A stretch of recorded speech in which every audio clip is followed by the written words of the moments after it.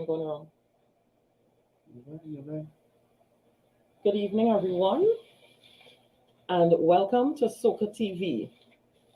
It's a pleasure for us to be back here with you. Well, we have been missing for some time, and we usually come back on when we have very, very special occasions. And today is a special occasion. So, we have been celebrating since yesterday our International Dance Day.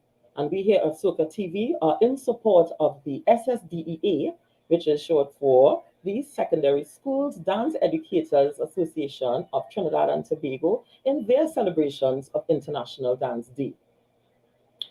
So yesterday, the 29th of April every year, which is International Dance Day itself, the SSDEA hosted a dance workshop at the Barataria South Secondary School. Well, I heard it was very successful from many viewers and from participants. It was a dance workshop that was supported by members of the public as well as some very special people who I would like to thank today. First and foremost, our DJ, Miss Shamil.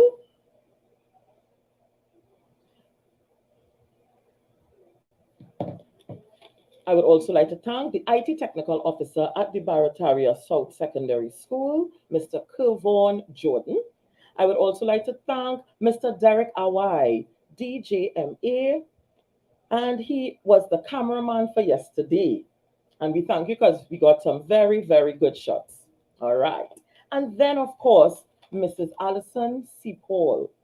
She is one of the curriculum officers at the ministry, and she's our curriculum officer for dance. And she's always, always there to support anything that we are doing. And finally, Mrs. Debelina Paul. She is the coordinator for the dance unit at the University of the West Indies. So all these people who worked in the background were able to make our event yesterday a success. So we thank you to all our students who participated. Now, let's get on to the business of today. We have our executive from the SSDEA with us, and I'm just going to introduce them briefly.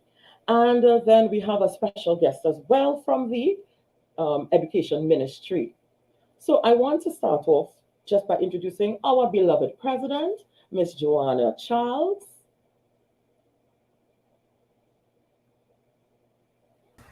And a good afternoon to everyone.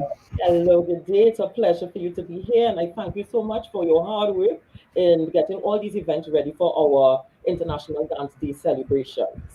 I want to move on to our Vice President, Mrs. Roxanne D'Souza Phillip. Hi, a pleasant good afternoon to everyone and welcome. Thank you, Roxanne, for joining us. Thank you. I'm not seeing our assistant treasurer. I know it's dance season, so him and his brother, Mr. Ian Batiste, who are also members of the executive, are not on screen, but we would like to thank them for all their participation so far. That is Dion Batiste, our assistant treasurer, and Ian Batiste, our assistant secretary. So we also have Lucette Regis, who's our secretary. I don't think she's here with us, but we do have our technical advisor in the person of Julia Yilazja Stewart. Welcome, Julia.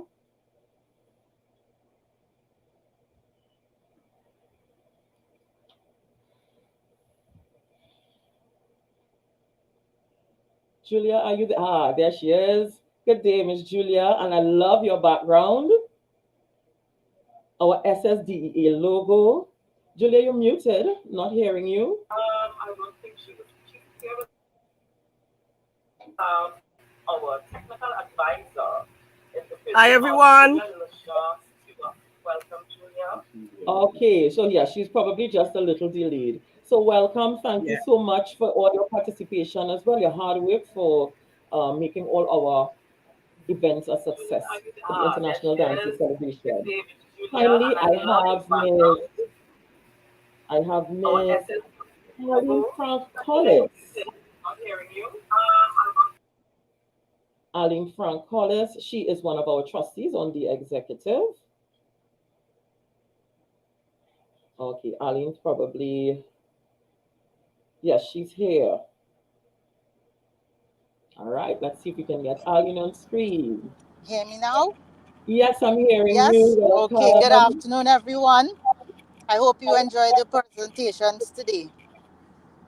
Yes, and Arlene was one who was also working very hard in the background. So we thank her for all her energies that we put into our events. Lovely. So I want to introduce finally. Oh, I must mention before I go into our guest, Miss Hazel Franco. She is our advisor. She is the one who initiated the creation of this association in the first place. So we cannot forget Miss Hazel Franco and for all that she has done for dance, dance in the country, dance at the tertiary and secondary level. All right. So I want to introduce Mrs. Lisa Morris Julian. She is the junior minister of education and an avid supporter of dance and theatre arts in general. And she has been supporting us in our celebrations for International Dance Day. Let us welcome on Mrs. Lisa Morris Julian, who is just going to give us a few words of encouragement. Welcome, welcome, You. welcome, Mrs. Morris Julian. Thank you so much for having me. As you can see, I'm home and very comfortable. I'm really happy to join you. And I'm especially happy because the president is my personal friend, Miss Joanne Charles, who was the person who helped nurture my love for the arts. And I must compliment you all. What you are doing is so very important because learning toward creativity, intelligence, it's not just from the brain, but it's from the entire body. Movement is important. When you have the right movement combinations, you can increase memory, order, sequencing skills, having experienced firsthand the positive effects that music and dance have on students' development, I am so proud to see the dance educators coming together as one body to push for creativity, not just in the schools, but in our homes. Now, I have no rhythm. I cannot dance. Joanne can tell you that. But I have teenage children, and I have noticed they have a natural rhythm and a process. When they fidget, they are dancing. When they are moving, they are dancing. I'm speaking with my hands, I'm dancing. So, dance in education is an important aspect, especially for this future. And I'd just like to say something. Recently, we have seen school violence, and those of you, well, all of you would be teachers, and maybe we are jaded, maybe we are used to it, maybe we're not as shocked as the public is maybe pretending to be. But I think that dance, the arts, drama, that is the answer. These children need to channel their energies, their hurt, their angst towards positivity. And that is what dance and drama in education can do for them. So I'm pleased to support you today. And I think what you all are doing is a wonderful contribution to Trinidad and Tobago. And I'll be bold-faced enough to say the entire world, because we can change the world one school at a time, one country at a time. And I thank you so very much for having me here today. Madam Thank you. President, especially you.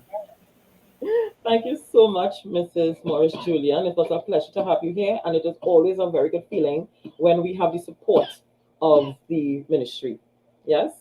Okay, so we are going to move on today, and we are going to just inform you before we bring on our first presenter that we are on YouTube streaming and we will be on Facebook and other live streams. So if you want to ask questions, there are two methods you can use today for all our students looking on and our well wishers and dance enthusiasts. If there are any questions you would like to ask our presenters, you can um, simply put your question into the YouTube and we will pick it up from there. Or you can also use WhatsApp 319-8100. So you can WhatsApp your question or you can voice note your question.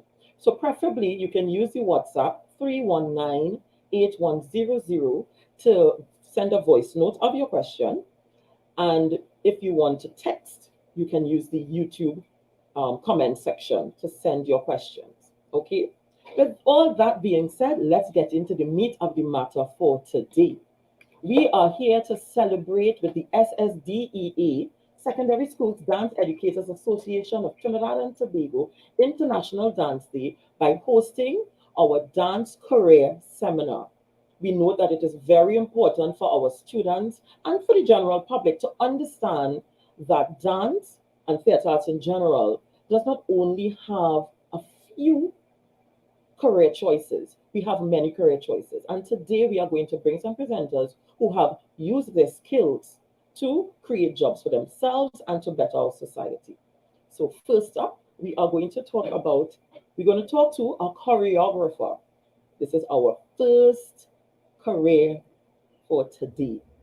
And with us, we have the beautiful and very talented Mr. Delton Frank. And Delton has been a dancer for over 20 years, specializing in traditional dances of Trinidad and Tobago. And he has also been trained in ballet, modern, West African dance, contemporary dance. So you see that he's already well versed. He has traveled throughout the Caribbean, the Americas, and Europe performing. So he is also an avid dancer and very experienced. He has also receives a lot of awards for his performances as well as his choreography. Currently, Mr. Delton Frank is the artistic director and founder of Dance Dynamics Trinidad and Tobago. In addition to which, he continues to dance and perform with companies such as the Astor Johnson Repertory Dance Theatre, Trinity Dance Theatre, Carol LaChapelle Dance Company, so he also shows that you continue to develop your skills while you create. All right. I have a beautiful quote from him here. Dance is my life and I love sharing it with you. With that being said, I'd like to welcome Mr. Delton Frank. Delton, good day, welcome. Good day, Mindy, for having me on this program today. Good day, teachers, dancers, dance enthusiasts, and budding choreographers. Today, I'm going to have a chat with you concerning my personal experiences being a choreographer and take you on a journey into the world of choreography. I am Delton Frank, the artistic director and founder of Dance Dynamics Trinidad and Tobago. I am sure that you may have questions formed in your mind. I do hope that this presentation would be able to give you a deeper understanding of the art form. First, let me start from the very beginning. What is choreography? Choreography in its simplest form means to make up a dance. I make up a dance, you make up a dance, he make up a dance, she made up a dance. But in the 17th and 18th centuries, choreography was derived from the Greek word which means to dance or to write. Choreography is the art of making dances, the gathering and organization of movements into order and pattern. Choreographers create work from appropriate information combined with their imagination. This is the bringing of what's inside your head to the stage. It is not as easy as it sounds. We must research and investigate for appropriate information in order to proceed with choreography. Before I continue, let me give you a little history about myself and what sparked the interest in me becoming a choreographer. I could vividly remember creating dances with my sister when we were kids, playing music on my father's stereo and making up routines for my sister and I to perform for my mom and the rest of my immediate family. Dance shows have always gotten my full attention from a tender age. Now I'm going to highlight some of these shows, keeping in mind that you may not be familiar with some of them. This is to tell you the length of time I have been involved in this art form. Shows such as Solid Gold. Remember that one, Solid Gold with Madam? The older heads will know that. Fame, Leroy, the famous Debbie Allen. I grew up watching that. 12 and Under with Auntie Hazel, all those talented dancers and musicians you saw here on that show. Teen Talent, Mustana Bahar, just about anything that have movement or dance, I would be interested in that. If you never heard of these shows, don't even try to calculate the age. The important message here is that I try to recreate what I saw from those shows.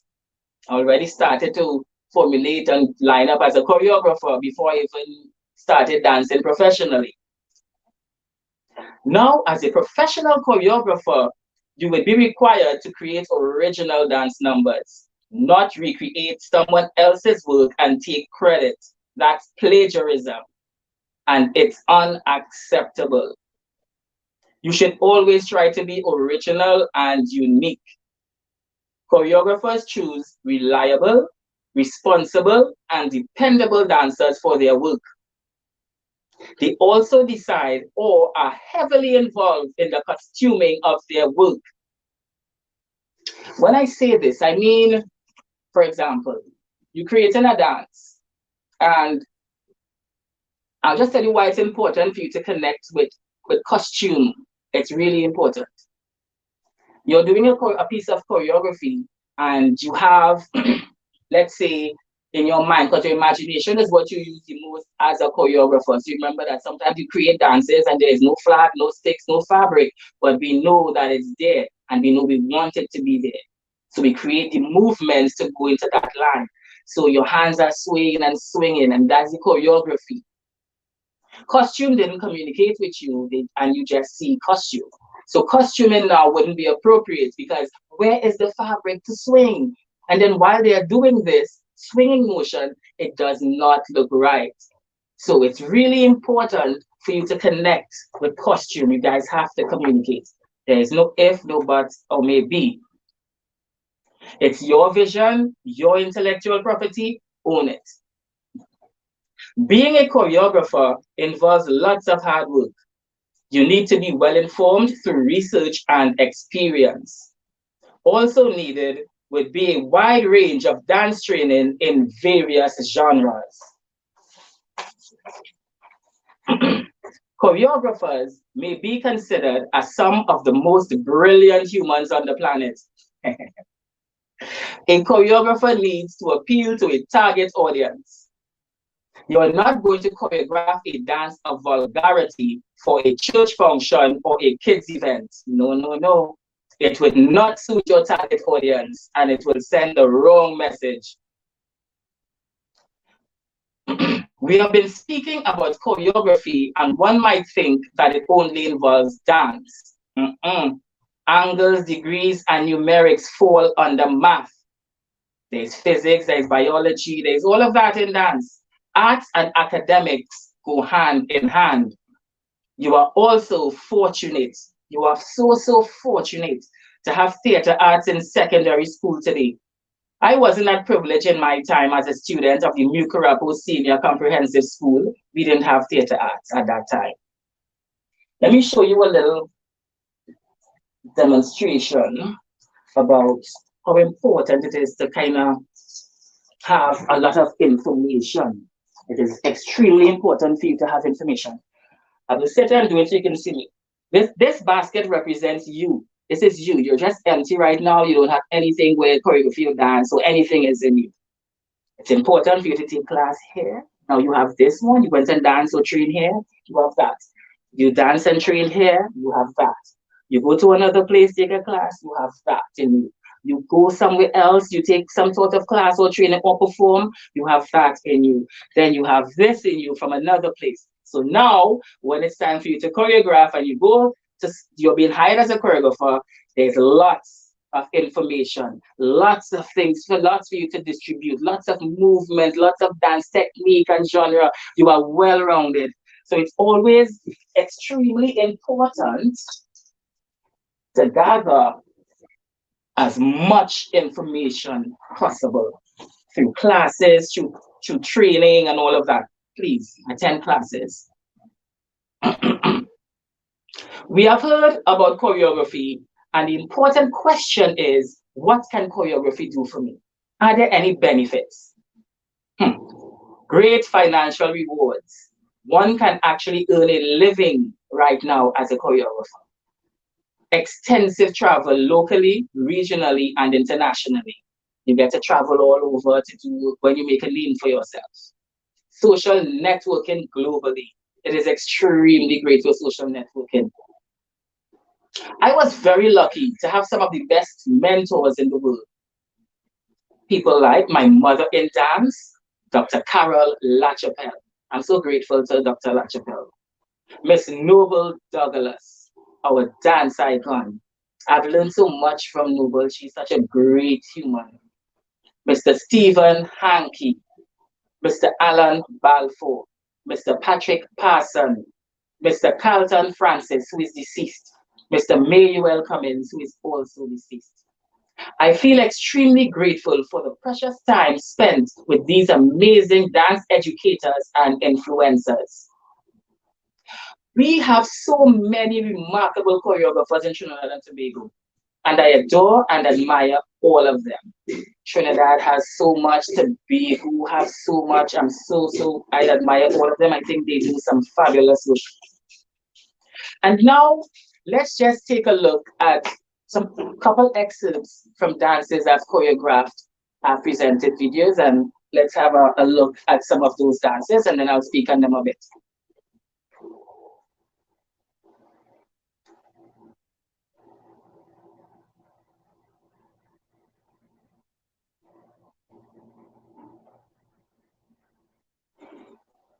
Now we go into the videos.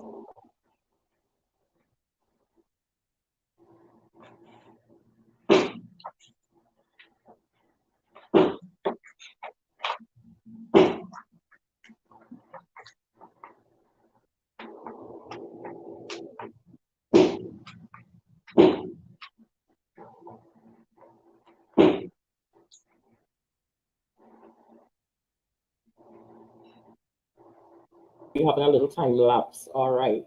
Okay, so Dalton, we are going to pull up your videos. I think you sent 2 in. Beautiful excerpts.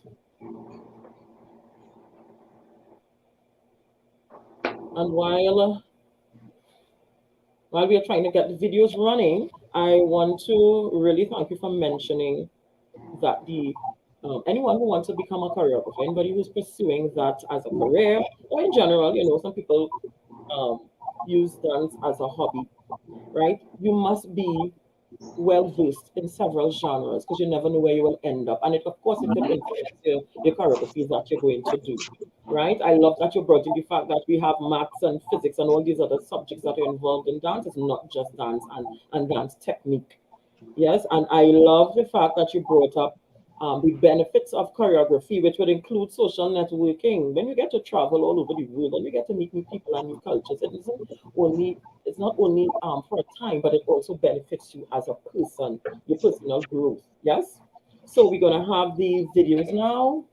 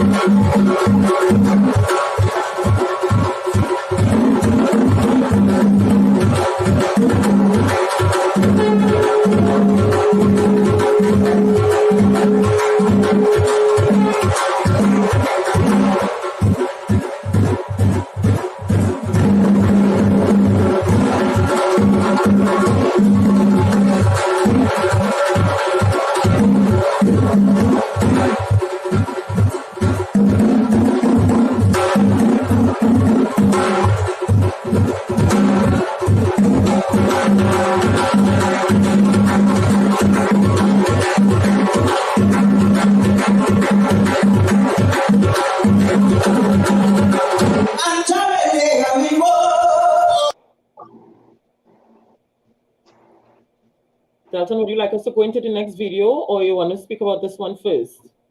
All right, I could talk on this with this one first. Okay, you can go ahead. Okay. In that that's an excerpt from a dance called Into the Blue. Done. I choreographed that number on Dance Dynamics Trinidad and Tobago, which is my company. The girl doing a solo, her name is that's just the solo section. It's a very long piece. It could be like 22 minutes, 22 to 23 minutes long when it's done in its full length. That's her just doing the solo section. That's where she is Into the Blue. Let me go back. It's a dance where it's a tribute to Imanja. Imanja is the mother of all Orisha. She's the water deity, the one that's in charge of all waters. And she's been overpowered by that deity right now during that section. Overpowering where it's trying to have a manifestation and she's fighting, she's going in and out of it, she's rolling and tossing and stuff like that.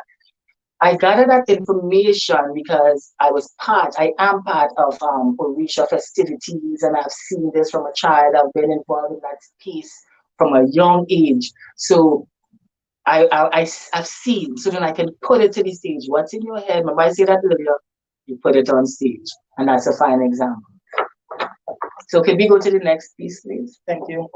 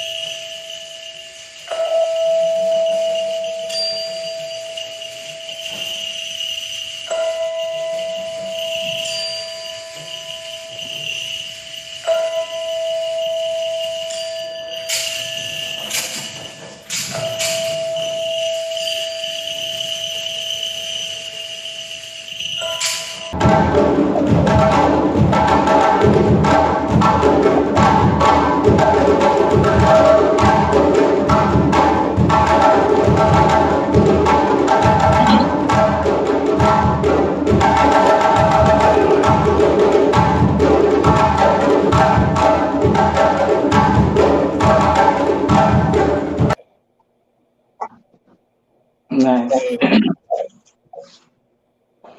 The name of that the name of that dance is called Echoes of Life. And I choreographed that number on the Noble Douglas Company Inc. Noble, who I mentioned before, is one of my friends. When I did Echoes of Life, I was in a place where things were very cumbersome, I should say, around me and in my life. And I was having a discussion with a friend, and she told me, don't worry about anything, don't be depressed about anything. Life is like an echo. What you put into it, you get out of it. It yells, what you do into life, it yells back at you. And that's how I came up with that dance called Echoes of Life. That's where you bring life to speech and personal experiences and feelings out through dance. In closing, I'll have to tell you, never miss the chance to dance. The more classes you attend, the more complete you are as a choreographer. Always remember, you can be anything you set your mind to. Hard work and honesty pays off. It does not matter where you are from. Never give up on your dreams. Keep pursuing your dreams. Thank you all very much. It was a pleasure being here. Thank you so much, Delton. And I looked at those two videos and I could hardly come up with anything to critique. The first Thank that you you so know much. that piece, I was like, woo! I was feeling to get even I hear those drums. I was like, yes.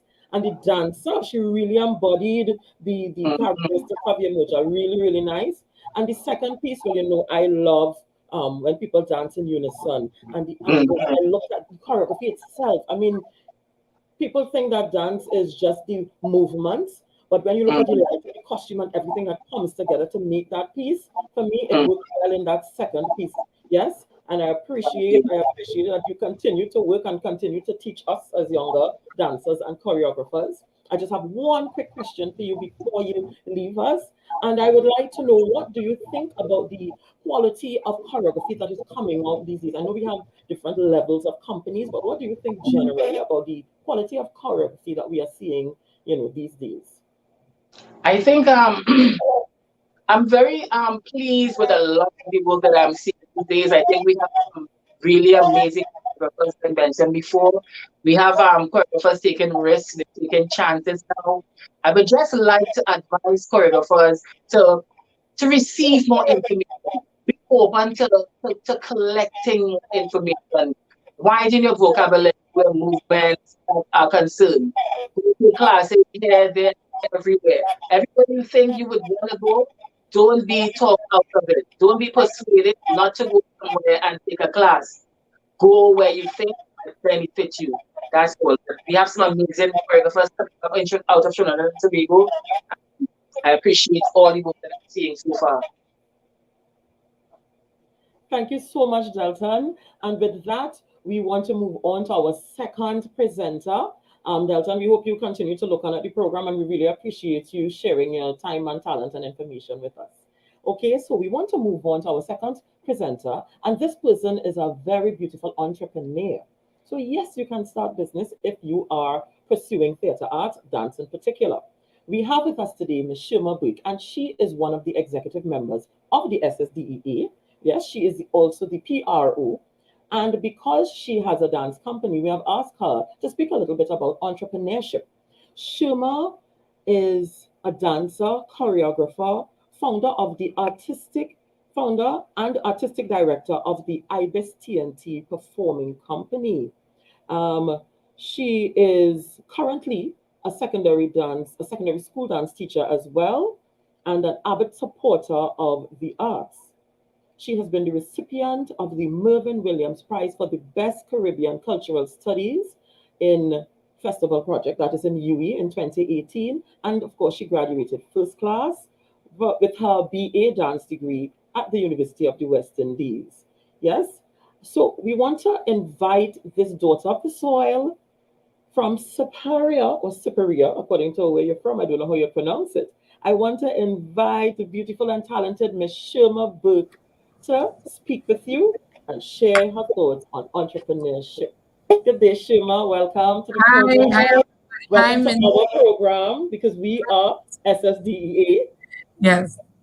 So, hi, everyone. When I was asked to present on entrepreneurship, I firstly said, oh my God, there's so many areas that you can touch on.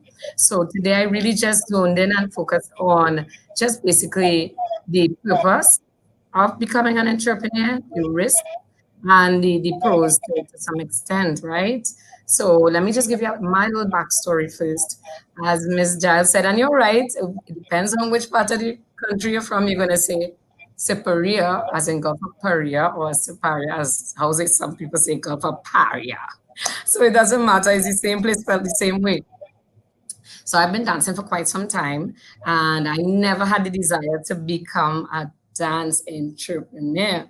I always saw myself as just becoming a dancer and probably retiring as a dancer, as in most cases with dancers, and I was put in a position to teach a school, and I was very nervous because I didn't have a lot of confidence in myself at that time, but with the right support team around me, I felt okay, yes, I could do it. So, and actually I did. And let me just tell you guys, my first choreography was horrible. It was really bad, and I don't even feel bad to say it was bad because I mean, then you gauge your growth from that, right? So it was so bad, but I never saw myself going into choreographing. So again, as I said, I just wanted to dance.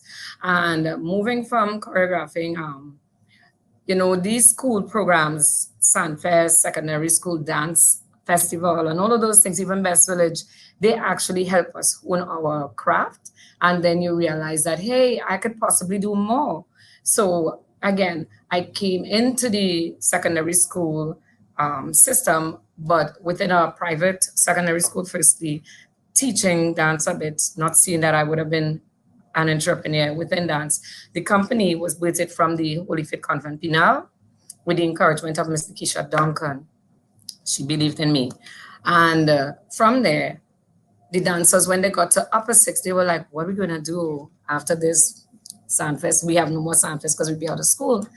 So Sherms, you have to find a place. I was like, oh my God, find a place. So of course, Ranta Center and Mr. Torrance Mohammed DC, such an awesome, awesome soul.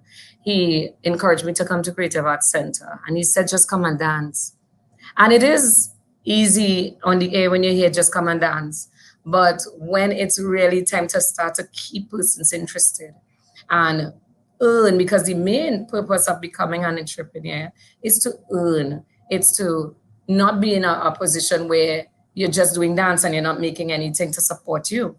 And I was a mom at the time. So I was like, okay, let me see how best this can work for me. But I didn't give it much thought because I was just put into it, right? So I decided that I'm going to try with these dancers. And they were just that. So the name of the company really was S.S.D.E.A.T.T Dancers.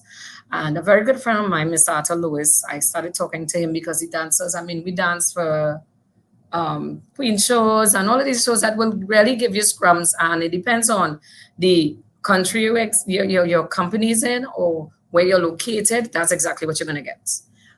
Doesn't matter to some people what you present in terms of being a new group or as a dance company. They see dance or the arts as a way that, we could get real good work for next to nothing. And in the beginning, you start off doing that. You start off accepting it because you're thinking, hey, it's a form of marketing, which it is.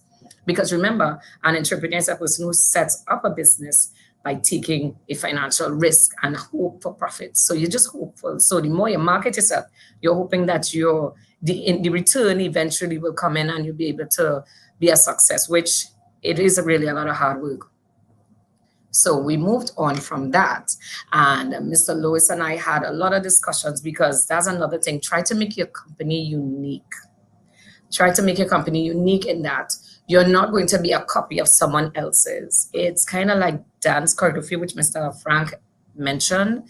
Be always willing to invite new stuff. Don't just be closed-minded. And it's okay to be criticized in the right way. And not all criticism is bad. So if someone says, I think you guys need to do this style, it's not always that you jump and take it, but do what you feel is right for you and true to you. Never try to be a copy of anyone else. So I can safely say that for me because while my company does contemporary to some extent, and we mix with a little bit of folk, we deal with more theatrical type dancing. I know I've seen some of that in and around Trinidad, but I decided after discussions with Mr. Lewis, hey, this is where we want to go. Not sure if the market is ready, and that's a mistake I made. So please don't go making the same mistake I made. Always do your research on your market, where you're located, who you want to attract. But for me at that time, it was just to keep the company running. So you understand why the research came after. Joined, we started to compete because again, it's theatrical style dancing. So we take movements and we create a story. So like, for example, I'm gonna ask the presenters, the assistants at the back to show you some of our programs that we've done for some of the performances that we would have had already. I'm not gonna go into all of them, but I just wanna touch on some of the things we did so that these dance theater productions could have come to life. So this first one was a mandala, which was not the first one of our shows, but a mandala dealt with a lot of darkness and pain that the Hutsis and the Tutsis that they had in Rwanda.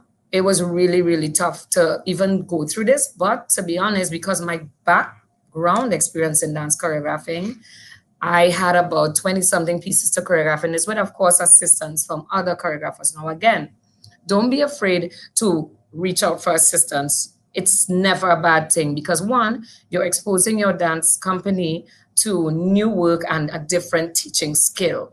And again, I remember Ms. Giles saying it's good to be flexible, not physically flexible only, but flexible enough to have that discipline to work with anybody else. So all of this is within becoming an entrepreneur, an entrepreneurship within your company. Your dancers must be able to take directions from anyone that you bring in front of them. So this was a challenge, but it was a beautiful show to see. We actually had done this one twice. We got repeat calls to do this. So on to the other one.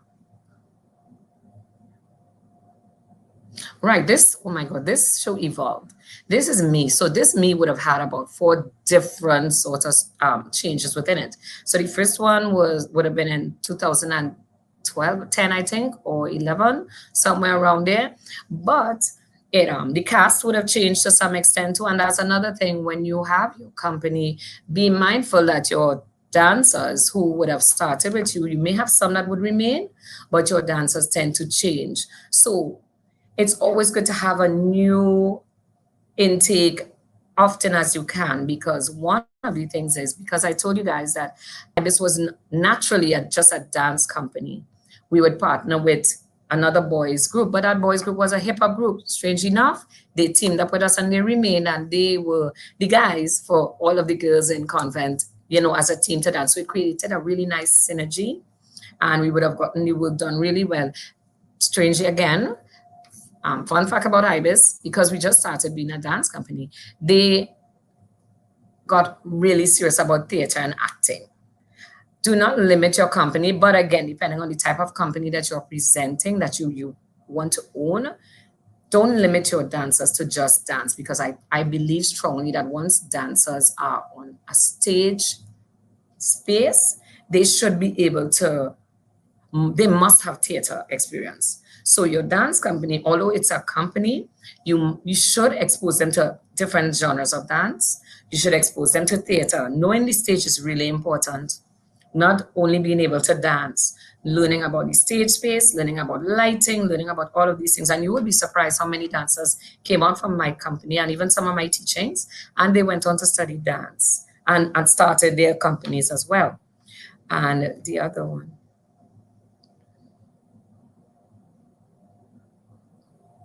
Right. So I Am was based in, it told the story about the coup for 1990. This, as you saw on the flyer, said back by popular demand. Now, here's the thing. When you're presenting your work, people don't always know. In Trinidad, as much as Trinidad is small and the dance community I found is really, really tight, not everyone who you'd like to know you would know you.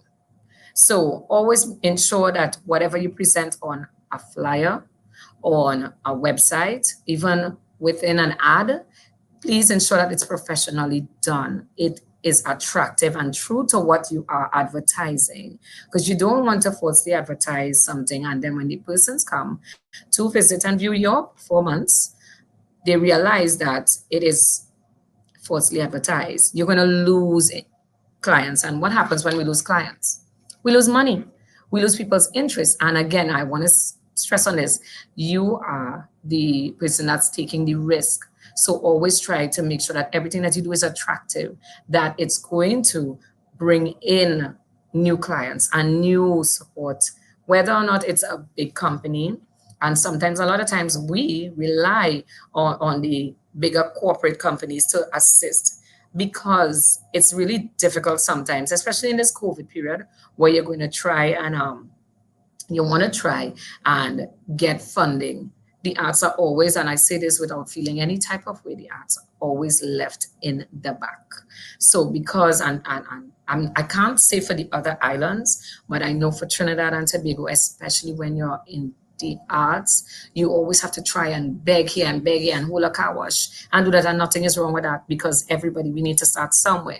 However, because of the fact that you want to do and you want to keep your dancers. So remember, you're in a struggle. I need to keep my dancers. I need to bring in new dancers. Because you're bringing in new dancers, mean you're bringing in new money, you're bringing in new ideas, you're bringing in new investors, and you could possibly tap in and bring in new jobs. You have to always bear in mind that, keep that financial focus, but do not lose focus of being true to the company and what you present. Always try to present things on a professional level all the time, okay? The next one.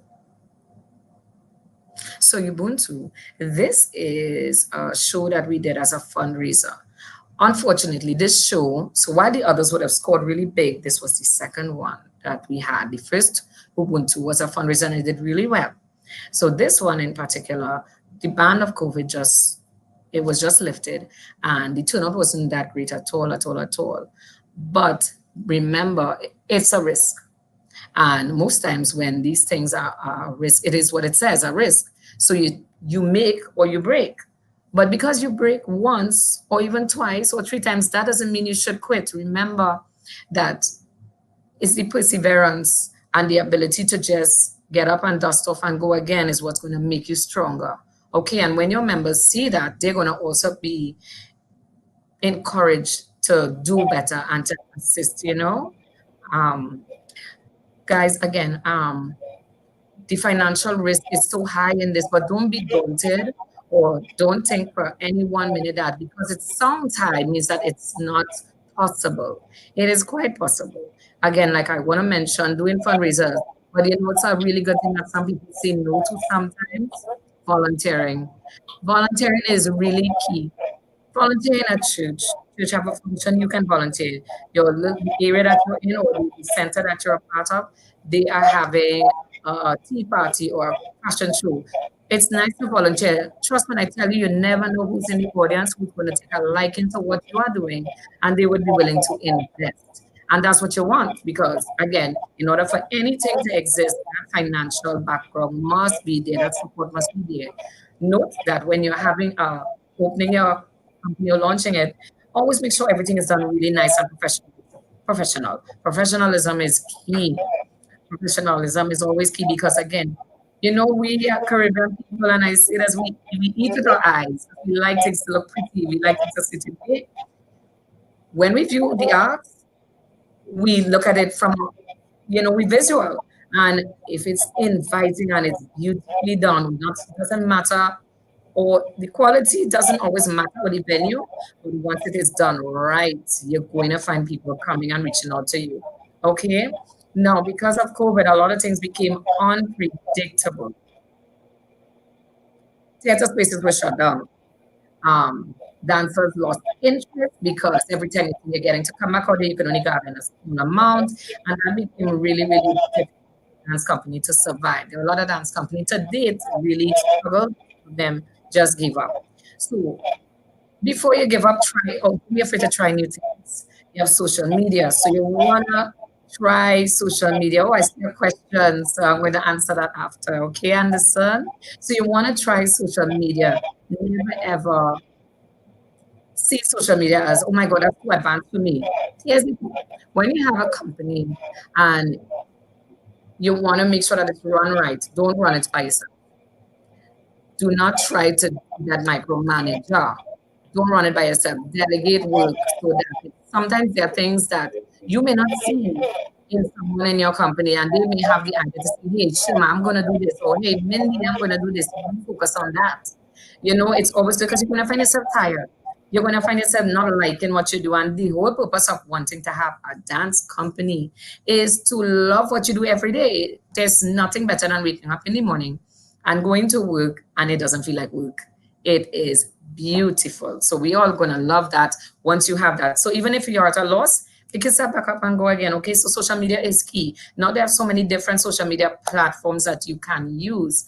So you have TikTok, you have Facebook, you have what's the other one again? Twitter. So you have all of these that you have Instagram. So you flood them with your work and it's going to be just fine. Somebody is going to tap into you. And again, as I said, don't be afraid to take a risk and have a show.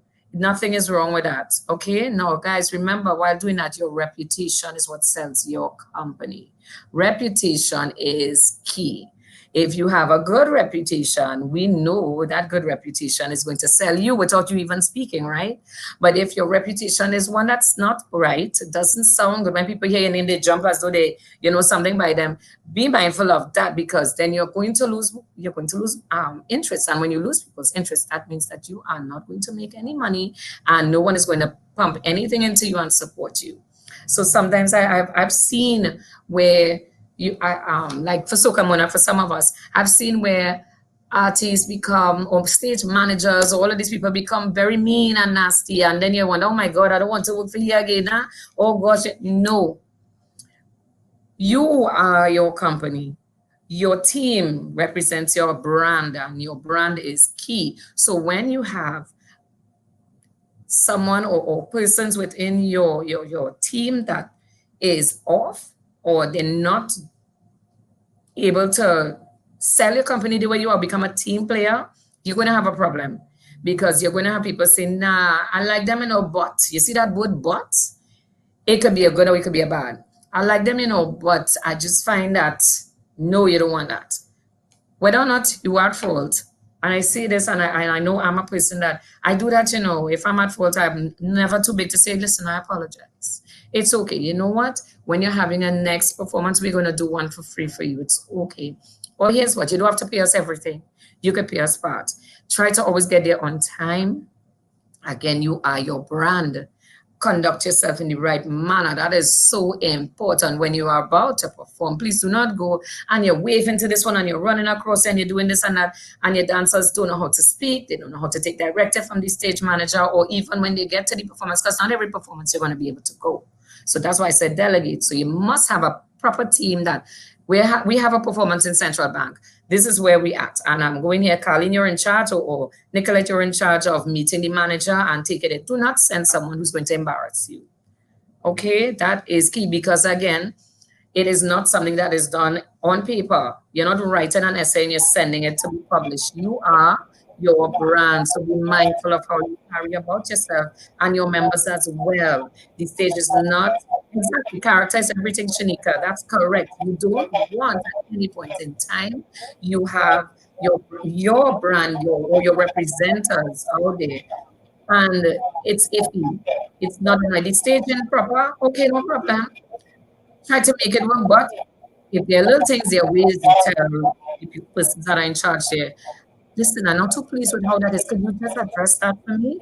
Not to be too rough, because you are selling you. If there's a time to be rough, then yes, but not to be rough at all. Always be tactful, always be kind. And kindness goes a long way. Trust when I tell you it does, because you never know who you're going to meet. Remember also the intake. While think about what type of company you want to have. Am I having a dance school type of company, or am I having a performance type of company? If I'm focusing on a performance type of company, which IBIS is, then because we're a performance company, we have to have intake every term, every year. Just as a regular dance company, you're going to have intake every term and every year as well. But for me, a regular dance company is not focusing so much on performance. They're focusing on getting the child from point A to point B and to complete at their levels. But a performance company, hello, you are on stage and people are buying into what you're selling. So because they're buying into what you're selling, you have to be mindful of the ability of your dancers. Don't be afraid to bring in trainers. Don't be afraid to bring in different type of choreographers. Don't be afraid to bring in, I'm going to say different type, even makeup artists, because you can't always pay for a makeup artist, huh?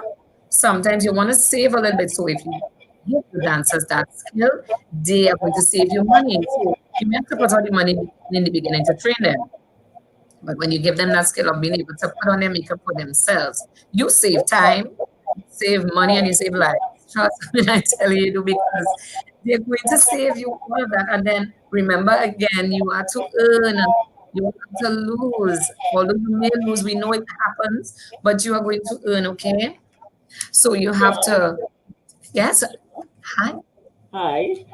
I really appreciate that you are discussing with us how to manage our reputation, which I find is very important for anybody who Yes. wants to start a company, and Yes. that our audience experience is the ultimate of ultimate importance. That is the basis of why we do what we do. So our Correct. audience must, whatever the audience perception is, whatever they Yes. receive in a particular performance, we know that is what we want to target and make Yes. sure that we have in order. I also appreciate that you give us an idea of how your company was developed, because we know companies can develop from all kind of various circumstances, right? Whether it's from schools or Yes. professionals want to do something. And I also want to mention to everyone listening, please, as Shuma would have mentioned before, do your research. Research your market, research what niche you want to target, research where you are, what type of audience do you want, what you think they would want to see, right? And if it is that you have a particular style of production or dance or so in mind, you have to know who will receive it best? Where do you have to go? So, Ms. Sherma Burke, I want to thank you. I'm not sure if you were able to answer the questions that we have. We have two from Mr. Anderson. I know we are really looking at the time because we have three other Yes. presenters to go as well. But very quickly, can you just answer his questions? One was, how did you survive through the COVID financially, as well as how was your company able to continue rehearsals as well? Okay. So I'm going to answer the first one first, right?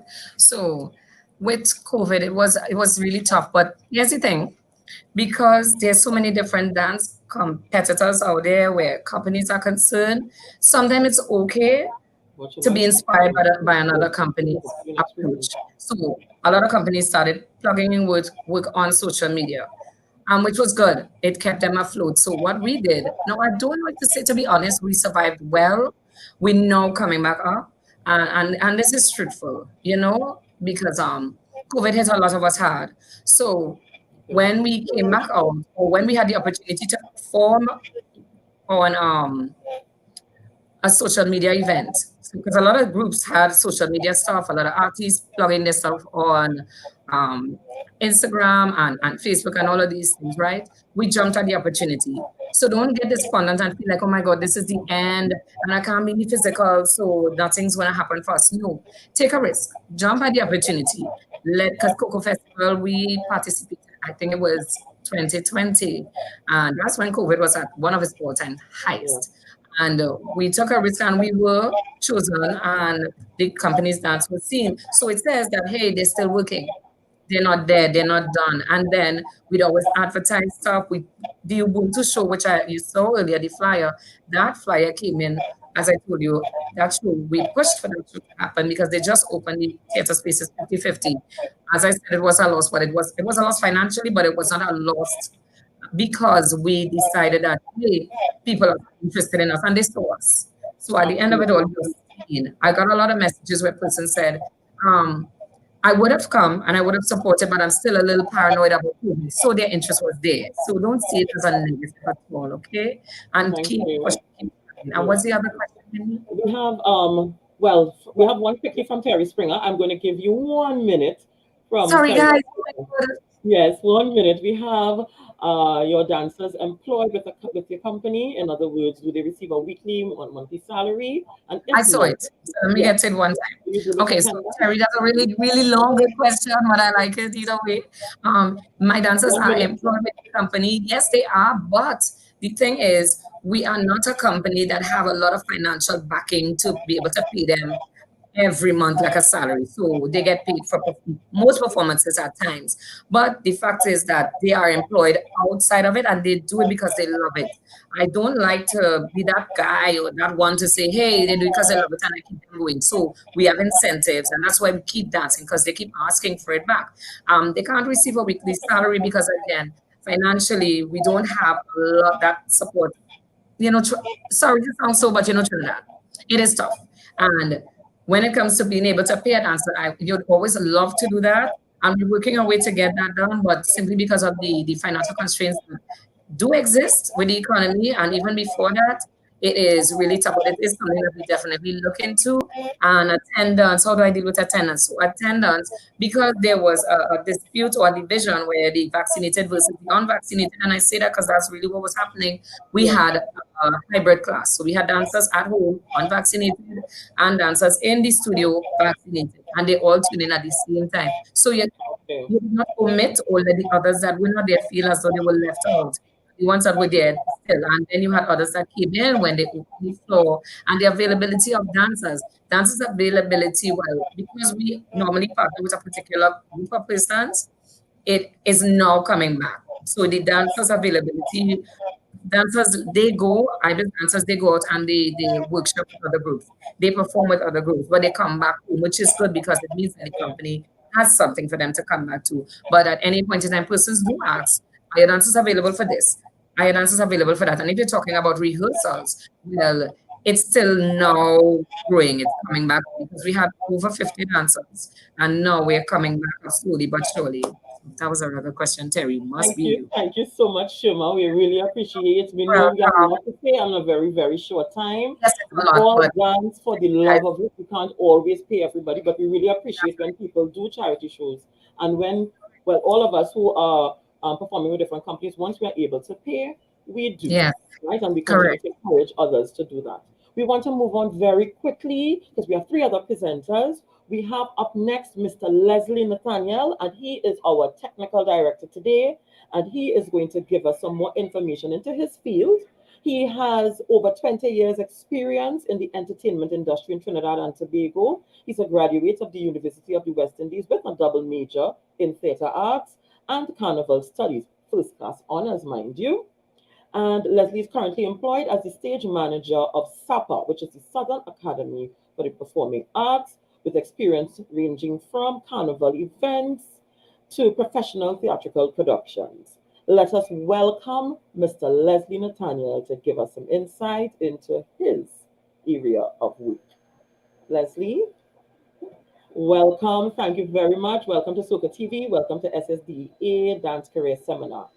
I let it all out to you one time. Take it away. Well, thank you for having me, first of all, and happy International Dance Day, Thank belated you. to the entire dance fraternity of Trinidad and Tobago. Um, so I will take the cues from the past speakers and formally introduce myself and give you a little background. How did I get into this thing called technical directing? Um, Basically, I got set up. I I joined a group called French Creative Theatre some years ago. And as a young individual in the group, I was excited and vibrant because I mean, this French Creative Theatre, that was a big group back in the day. So I joined this group now and I'm ready to do things. And one day somebody said to me, Fiona, um, because Friends was a group that did everything, lights and sound and costume and set and everything for themselves. So I always wanted to get my hands into everything. So somebody said, yeah, nah, we have a show to do, a lighting job for it. It's a dance, no, it's a music recital. But we can't make it. But don't worry yourself. Denzel will be there along with you. So you and Denzel will be doing this show. Say, all right, cool. Day and time, fit me. Say, all right, Friday, 6 o'clock, Point Fortin School Auditorium. So I got there 5:30, ready to roll, waiting for Denzel. Denzel finally come in and say, Denzel, right, I'm glad they reached because me already know what I'm doing. So what to do? And Denzel look at me and say, for them tell me you know what to do, I don't know what to do. So two of us now realize that we get set up by these guys, had to figure out how do we do lights for this event. We had a makeshift lighting board at the time, not no high-tech thing like the theaters and today. So we had this board that we built with basically home switch and dimmers and breaker switch and that kind of thing. And one thing I remember they said to us was, don't take off the auditorium lights until after the anthem.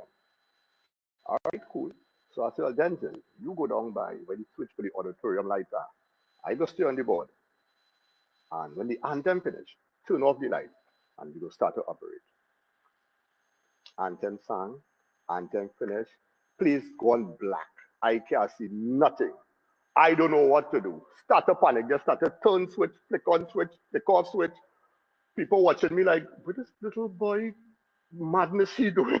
And for the rest of the show, Denzel and I fishing through the entire people show, making a mess of it, only to realize coming down in the end of the production that the same guys who claimed that they couldn't make it stand up outside watching me and getting the cake. So it was an embarrassment, a setup, but within it, there was some learning that took place. That learning was, do not put yourself in a situation where you don't know and you are embarrassed. So about it will never happen to me again. So I started on the journey of learning what this thing was about, this whole technical aspect of performance was. And that led to a deep passion. At a time when there was no YouTube, there was no YouTube, there wasn't even internet. There was, in fact, Dewey wasn't even doing a technical theater course. There was nobody teaching any element of technical, be it stage management, lighting design, audio design. There was nobody really teaching it. So I had to figure it out basically on my own. That led me to finding myself in the library borrowing 2, 3 books a day on anything performance related, any and everything. I started to read through books like wow, and from design, costume design, set building, set construction. When I ran out of those books, I started to look at, use and read books with film and really broaden my knowledge base because I never want to be that person in the blackout fishing and trying to figure out what to do. So technical theater for me and technical directing was always a journey to increase your knowledge base. The thing about having the knowledge though is more so is having the ability to utilize it where it is necessary. So what is technical directing?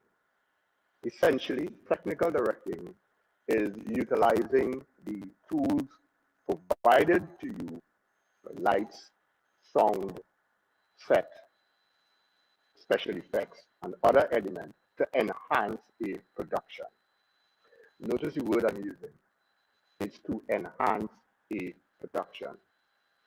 So that when you see a dance and you sit and look at that 5, 6, 7, 8, or in case of Mr. Frank's production performance, 20-minute piece of work on stage, when you can look at a piece of work and afterward your comment is, wow, that light was real nice though, that's a problem.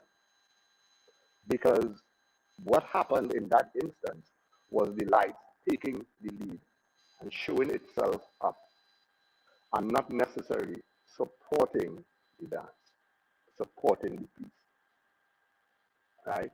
It's about using the elements provided by us and our understanding of those pieces of specialty equipment, be it lighting equipment, audio equipment, other special effects, fog machine and backlight and strobe light and that kind of thing to enhance or to be the wing beneath the wings of the star of the show, which is the musical item or the dance item or the piece of drama. So that's what essentially we do. And it involves a lot of research, especially at a time when technology is so rapidly improving. 5 years ago, there was no such thing as projection in a performance space. That is now a new thing. There wasn't even the option of streaming. That may seem a bit far-fetched today when you look at the regularity and the commonplace by which anybody can stream. You can pick up your phone and stream. That's something that's basically new. A lot of things has been introduced within the last 25 years. So a lot of the concepts that we have learned back in the 80s and the 90s. What is good is that you can utilize that as a foundation to use in this equipment. But there's new equipment always coming out. And new advances in technology means that things are done differently to achieve the same goal. For instance, if you look at the evolution of lights, the purpose of lights is to allow an audience to see. That's all it is. There are subplots to that in terms of setting the mood, setting the space, creating the world by which the performance takes place. But essentially, it's controlling what you see. And what you see is dictated by the equipment used to present that visualization. So back in the caveman days, they had fire, they had the sun, they had the moon. And we've spent the past thousands of years trying to recreate those same factors in an indoor space. So we come into a theater that has millions of dollars worth in lighting equipment to try to figure out how to get a look of a campfire on stage.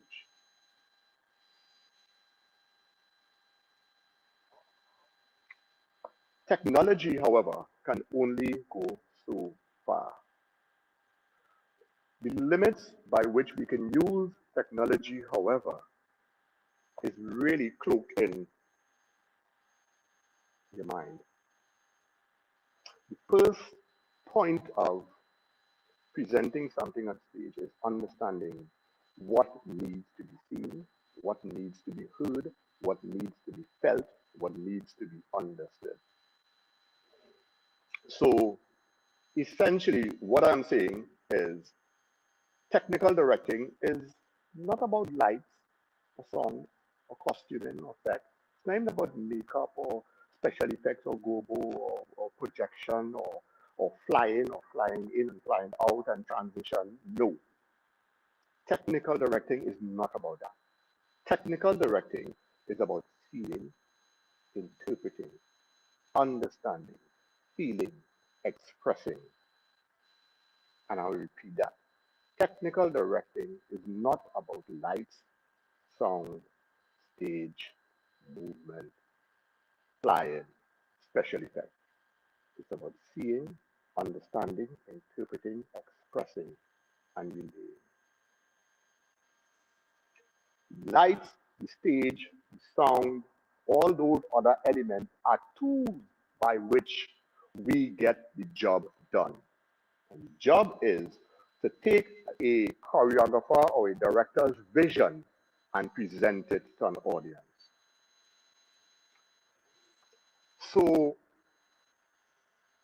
in my, and I would limit it basically to the 20 something years that I have spent working in a theater facility. I've been the stage manager at the Southern Academy for the Performing Arts for the past 10 years. Before that, I worked at Naparima Bowl for about 15, 16 years, something around there. And I am often privy to a lot of conversations that takes place between directors and tech people, conversation that takes place between choreographers and technical people. And over those years, we begin to see a pattern emerging. And this is the pattern that I have seen. The conversation between theater directors and technical people are,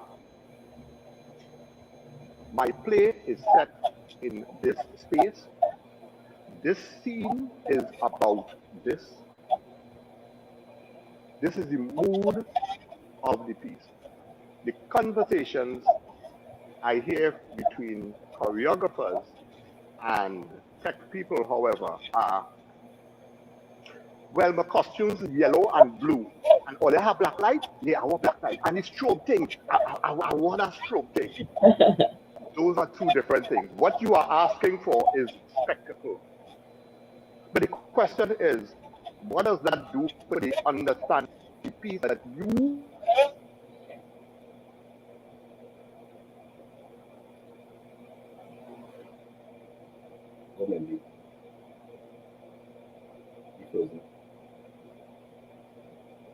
You seem to have having some technical difficulties. I'm still seeing Mr. Nathaniel speaking, but we are but you're not not hearing me? hearing.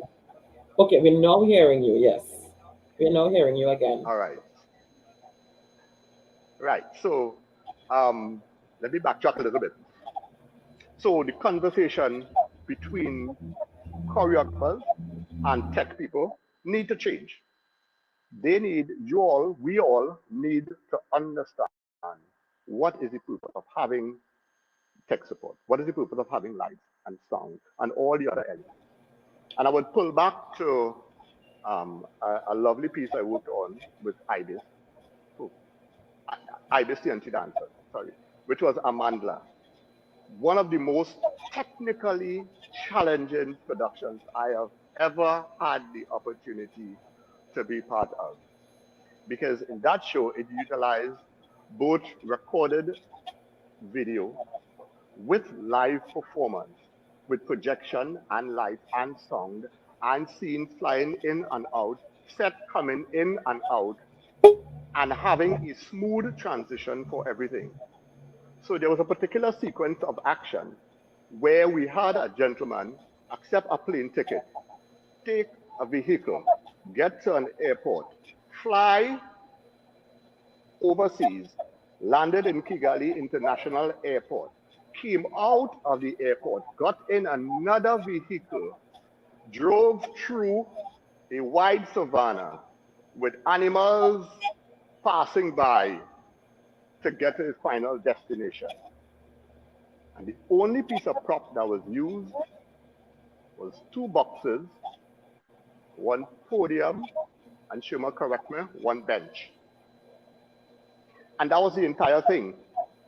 Beyond that, there was sound, there was the videographic, and dancers.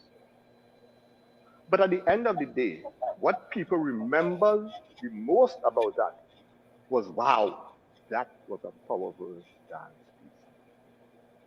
And that is the role of the tech support.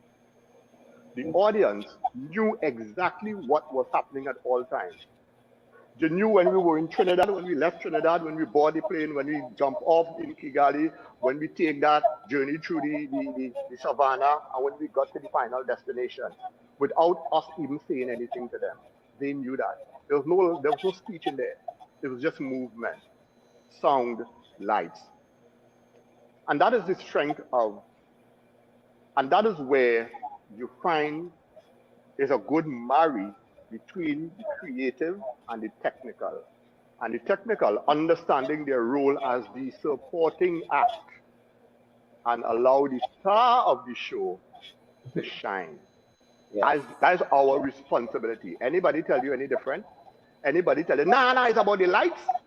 Tell them, I say, they need to do some research and learn their craft properly. Okay?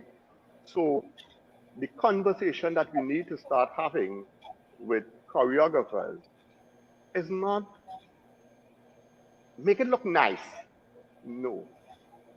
Have a conversation that allows your vision to be understood by the technician who can then use the available equipment to produce your vision. You are the one that spent how much weeks, how much nights working on this piece.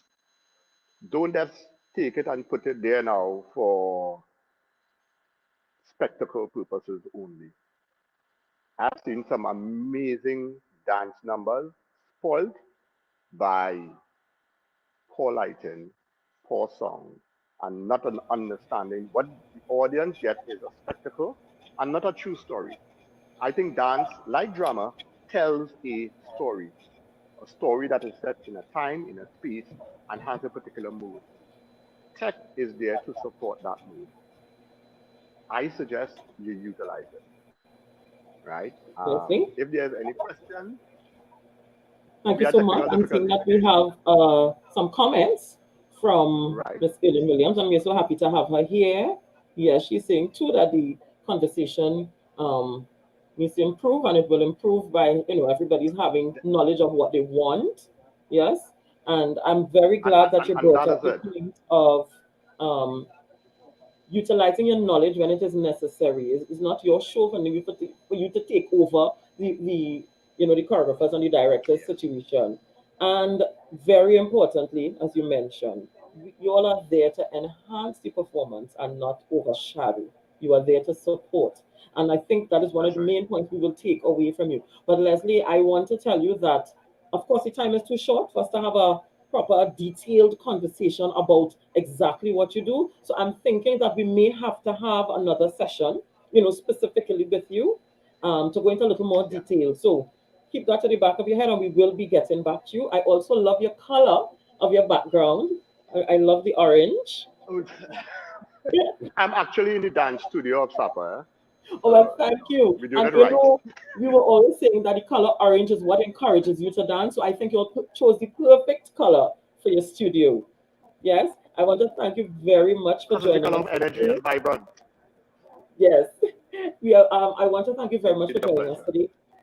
And yes, we're going to get back to you because I think your area of expertise is very, very important, and we need some more knowledge about that for the students and for all the dance enthusiasts or people who want to get involved. Yes, thank you very much again for spending your evening with us. And we want to move on to Miss Adafi Padmore, who is our makeup artist this evening. Adafi is a makeup artist and educator, and her motto is fill the world with beauty, one face at a time. Mr. Daffy has, um, she's been doing makeup for over 18 years, according to her bio, and she has learned and worked with some of incredible artists from not only Trinidad, but from Canada and Italy. And she's a graduate of one of Canada's most formal schools in makeup artistry, graduating second highest in her class, and that is Completions College of Makeup Art and Design. And she has honed her skills in makeup for fashion, film, television, special effects makeup, prosthetics, and creature design and creation. Ooh, she has an impressive resume there. Miss Adafi is currently a teacher and a teacher of music, I understand, and so we see that she's a very talented person. And she is here and she believes that makeup should not serve as a cover up, but as a way to enhance one's beauty physically and one's self confidence. Everyone, join me in inviting Miss Adafi Padmo to the screen, our makeup artist. Good afternoon, everyone. Good Good afternoon. Can you hear afternoon. me clearly? Yes, we're hearing you clearly. Wonderful. Yes, Good welcome, Ms. afternoon, Padmo, everyone. and we are going to throw it all over to you one time because we are pressed for time. So I know you have an exciting little presentation in store for us. So take it away, Adafi. All right. Good afternoon, everyone. So I'm speaking to you today mostly about makeup for stage. Um, the main focus when you're thinking about makeup for stage is creating, whether it is your character or expressing the idea that you want to come forward out of your dancer or whoever it is presenting for you. So one of the biggest things is enhancing what is there or recreating the features of the face. And the way that we can do this is through manipulating highlights and contours. So, any parts of the face that would reflect light, and any parts of the face that more or less are further back in the mask or absorb that light, that we're going to enhance to create features that would create the characters of our presentations. So, one of the things that I always like to start with is we're talking about products and tools when we're going into doing makeup for stage. I always advise that you use synthetic brushes because you're going to be using heavy creams in applying makeup, and then it makes it easier for cleaning and it doesn't damage the bristles of your natural bristle brushes. Now, those are the brushes that you may use for more personal makeup, your everyday makeup or your fashion type things. You're going to use natural bristles for that. But when you're working with makeup for stage, you want to use tools that have artificial or synthetic bristles. When you're talking about products, as I said, we're using cream based products. Some of the brands that carry makeup for stage, think brands such as Cryolan, brands such as Meron. Those are the main brands that you're going to see locally that you can purchase. Most of the times you're going to see you would be able to get those things from places like Samaroos or Tulips, right? So those are the kind of products you're going to be using when you're applying for face, although you can use your regular foundations that you would find at our local places to get makeup. But I would always tell people use cream based things. When you're on stage, you're moving. That means you're going to be producing perspiration.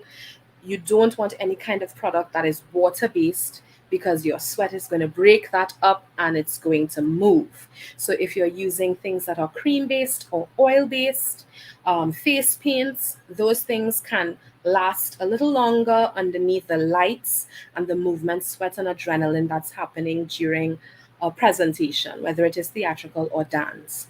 So today, what I'm going to be spending my time doing with you is giving you just a quick demo of what we would consider a breakdown, or well, we call it a breakdown makeup. I will be giving my beautiful model here a black eye and a busted lip, just to show you how it can be done very quickly and it can be done really well with some of these simple products. Now, I would advise people, and this is something that I personally do, I do a little extra research when I have a particular character that needs to be done. So if it is that I'm doing a black eye on a brown skin girl, like a girl here, or a light skin person, or what we would call red skin, I would do a little bit of extra research as to what a bruise would look like, if it's a fresh bruise, if it's an aged bruise. If I'm doing an animal makeup, I use reference images all of the time to make sure that whatever I produce will really and truly um, portray or get the audience to understand what the message that is being portrayed in the dance. Okay, so let's start with our black eye. I'm going to need you to come up a little bit for me. Right, so this is our model. I've already started. I did a little prep on her face. So, right. Yes, I did a little prep on her face. You open the eyes for me. So my character here is someone who is experiencing abuse, right? So she's going to have maybe scars from before. She's going to have a lot of stress marks on the face. So you'll notice that around this eye is like a stale black eye, which you may have gotten from before. And I also have a scar right under the eye already. But on the other side of her eye, I'm going to give her a black eye. So on dark skin, when you get a black eye, you usually have a bit of bruising of the skin, and the colors that you would get on black skin for bruising are usually red tones and plum tones. You'll get a little bit of bluish black in there. So that's what I'm going to start with. I like to start with a wash of red coloring. Now, I'm using, I don't know how well y'all can see it, but I'm using a regular wedge that you would use, that you could get at Pennywise, and I have picked at the ends to give it a rough texture. That way, once I start applying on the face, I don't have to do a whole lot to blend it out. So I'm starting with a wash of this red coloring all around the area where I want that bruise to appear. So when you get hit in your eye, it impacts the entire area, right? The initial point of impact, and then the effect of that impact as it ripples out around the skin. So you'll find on the eye, you're not going to just have one particular place that has been affected. It's the entire area.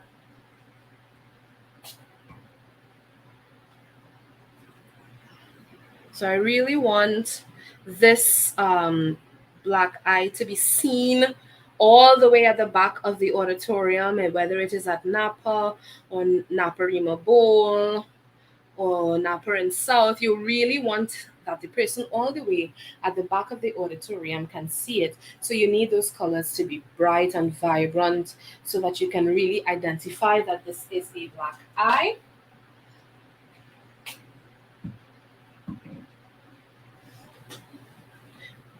I'm going in with a little bit of some purple, and then I'll add some plum on top of that, just so that we're breaking up that color, because we don't want it to just look like red, because it's not blood, right? It's coming from under the skin. So I'm taking that color down just a little bit, and you can start to see, if you lean forward a little bit, you can start to see that really is starting to look nice and bruised.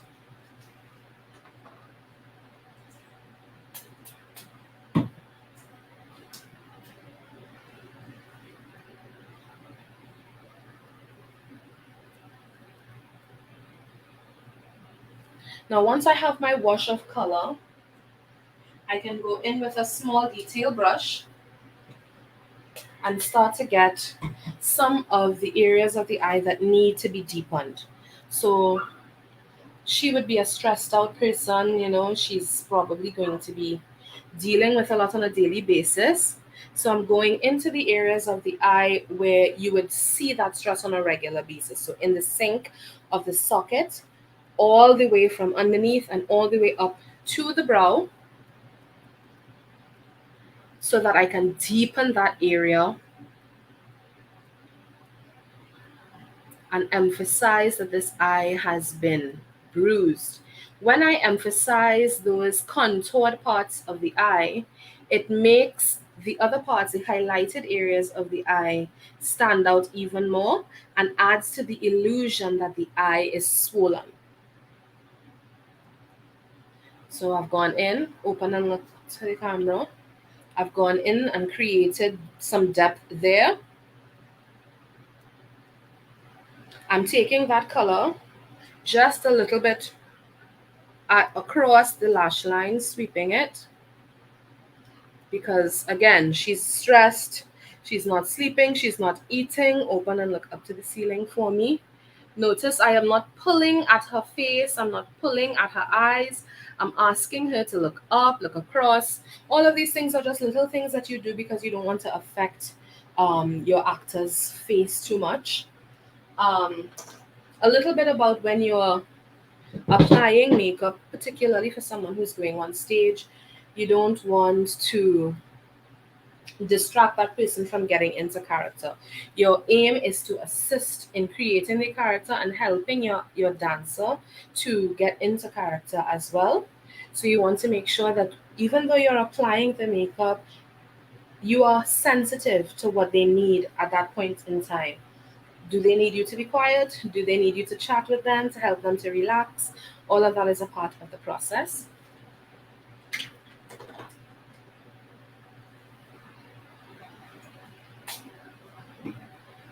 So I'm going in again with a little bit of blue,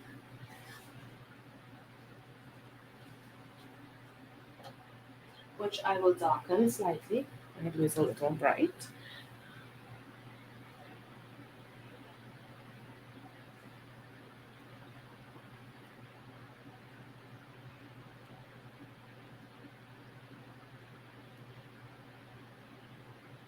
And I'm using both sides of my sponge, right? So I'm applying with the part that has color and product, and I'm trying to fan out and soften those edges slightly with the other end of my brush.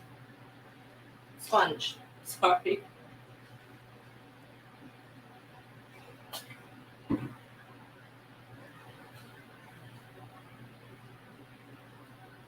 Right, starting to really see that coming alive a little bit there. Now, so far we've gone in with color, we've gone in with contour, but we always have to find the parts of the face that really catch the light. That's important as well. So you're going to need to use some highlight and apply it in places where the face would expand if you have a black eye. So usually, open, look up to the ceiling, right underneath the eye here would have would become a little bit more puffy and close to me, and even the eyelid a little bit under the brow bone. Now for now it's not blended and it looks a little crazy. Open for me, but you can start to see the heaviness once I have put that highlight there. So once I go in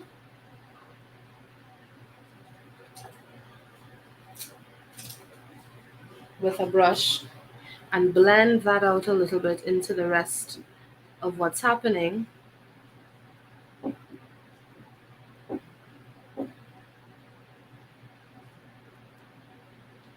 It's going to give the effect that I'm going for.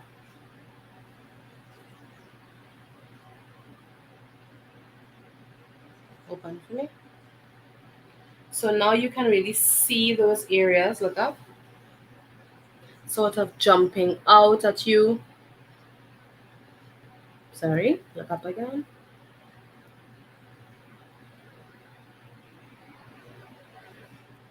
Open. Right, so we're starting to see that jumping out. I will have to go back in with some contour and exaggerate other. Okay, so her eyes have become a little irritated. I'm going into the crease of her eye because I want to exaggerate the depth of that. I think my model is getting into character here. She's shedding a tear or two. Open.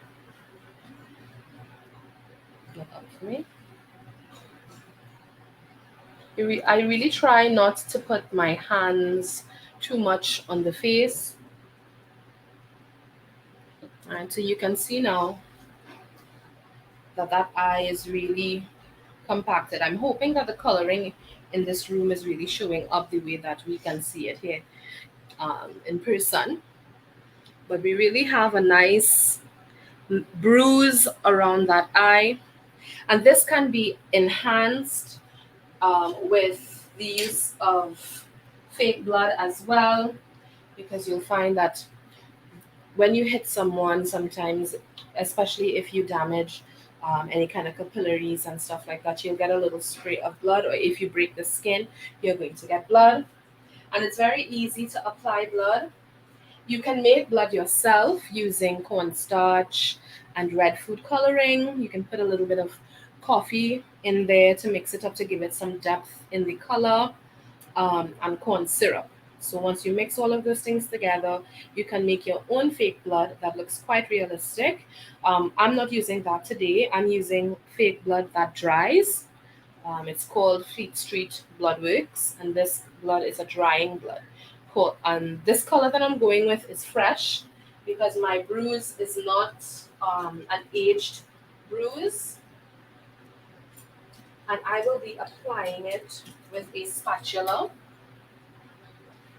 Just a little end in the spatula and a few drops to look as though it's splattered. You can even put a brush, cut the tops of the bristles off, and use it to spray that blood on the face, right? You can take your sponge as well.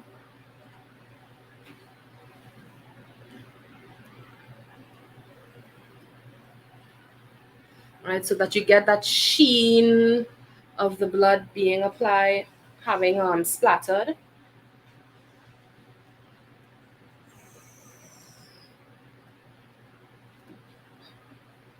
Turn to me so they can see, right? So you really start to see this black eye shaping up.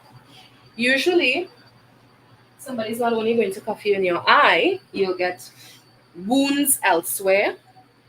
A busted lip is something that's really easy to do. Again, your wash of color around the area, right? So you go in with a little red, plum kind of color, a little blue to give it some depth.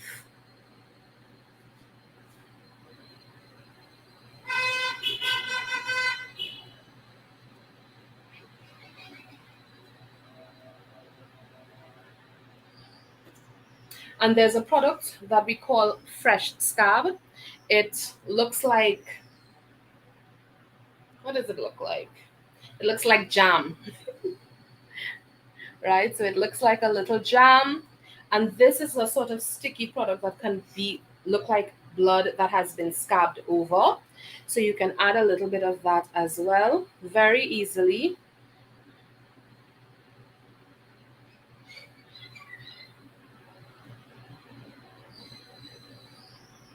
Apply as a little line on the lip.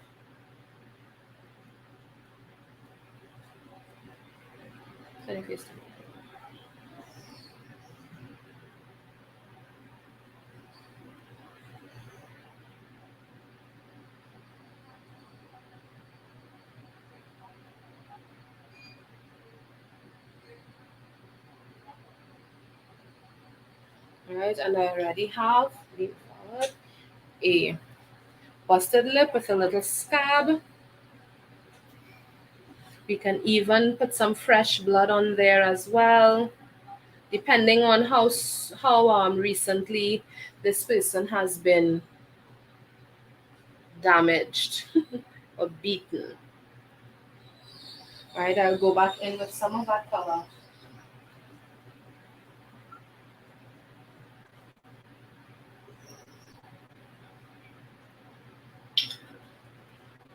And this is a simple, easy look that you can do to add some emphasis to the character that you are presenting.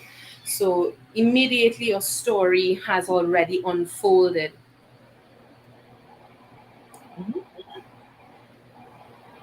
Daffy? Okay. Yes, I can hear you now.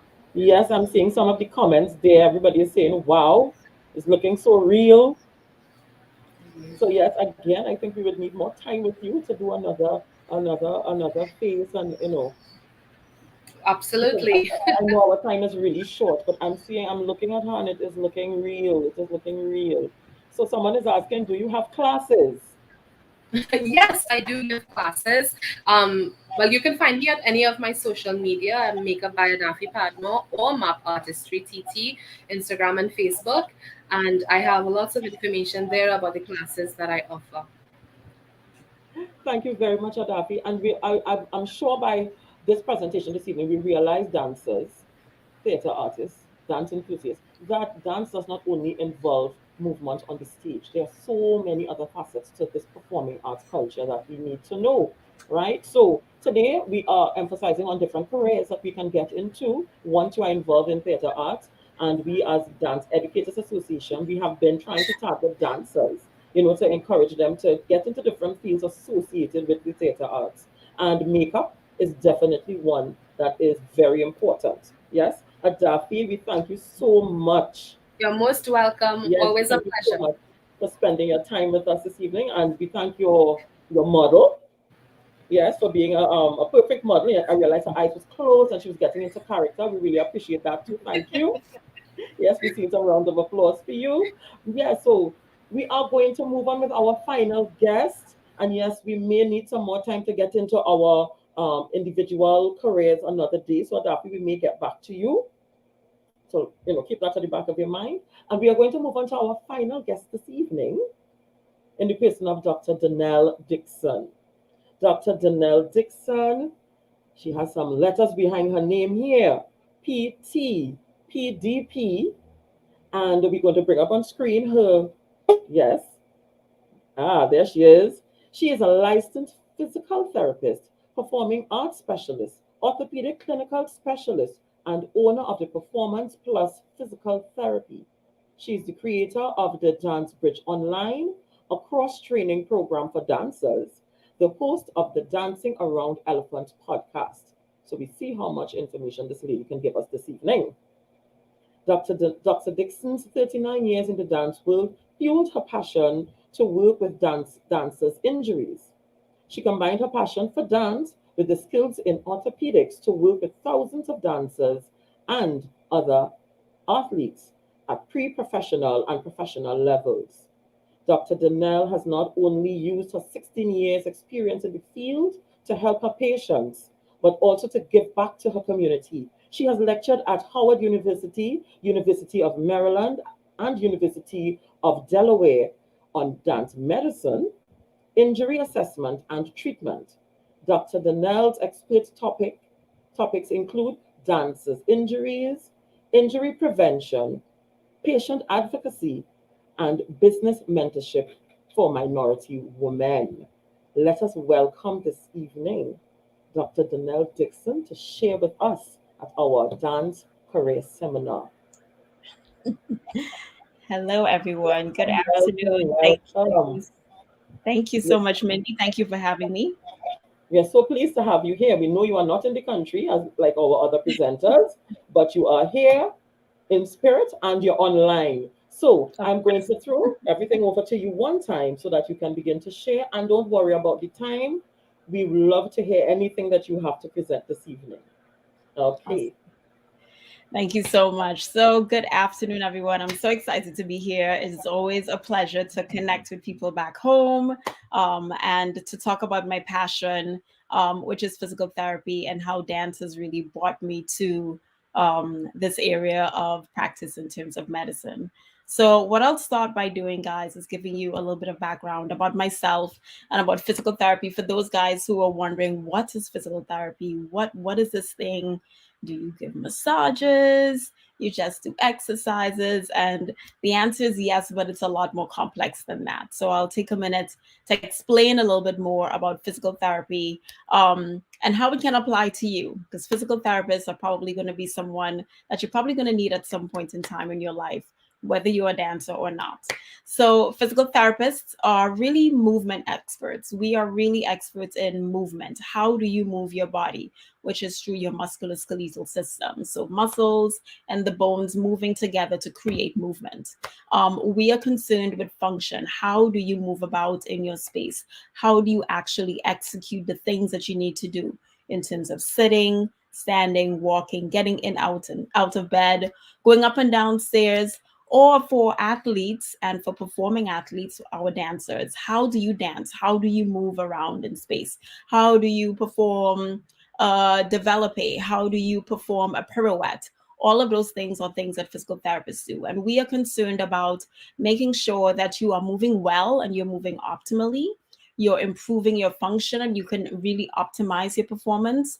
But also, a lot of times, physical therapists are going to come into your life if you have an injury or some sort of disease that's happening. So, we really take you from that place where you are injured and not moving your best and get you back to moving to the best of your ability and to your peak performance. Um, Physical therapists are members of your medical team. So think of doctors, think of nurses, and think of chiropractors, nurse practitioners, um, so many of the different medical professionals that come in. Physical therapists are going to be part of your team. So this is actually something that's called in the allied health professions. We are rehabilitative specialists. Rehabilitation means that you were once doing really well and we have to rehabilitate you, get you back to where you were before. And again, that usually involves some sort of injury, some sort of surgery, or if you're just not performing at your best, right? So for those guys who understand a little bit more about physical therapy, you can really start understanding how a physical therapist can influence your life. There are different specialties in physical therapy. There's orthopedics, which is my specialty, and that's the movement of the joints and the muscles. There's pediatrics, which really talks more to minors in terms of kids and children.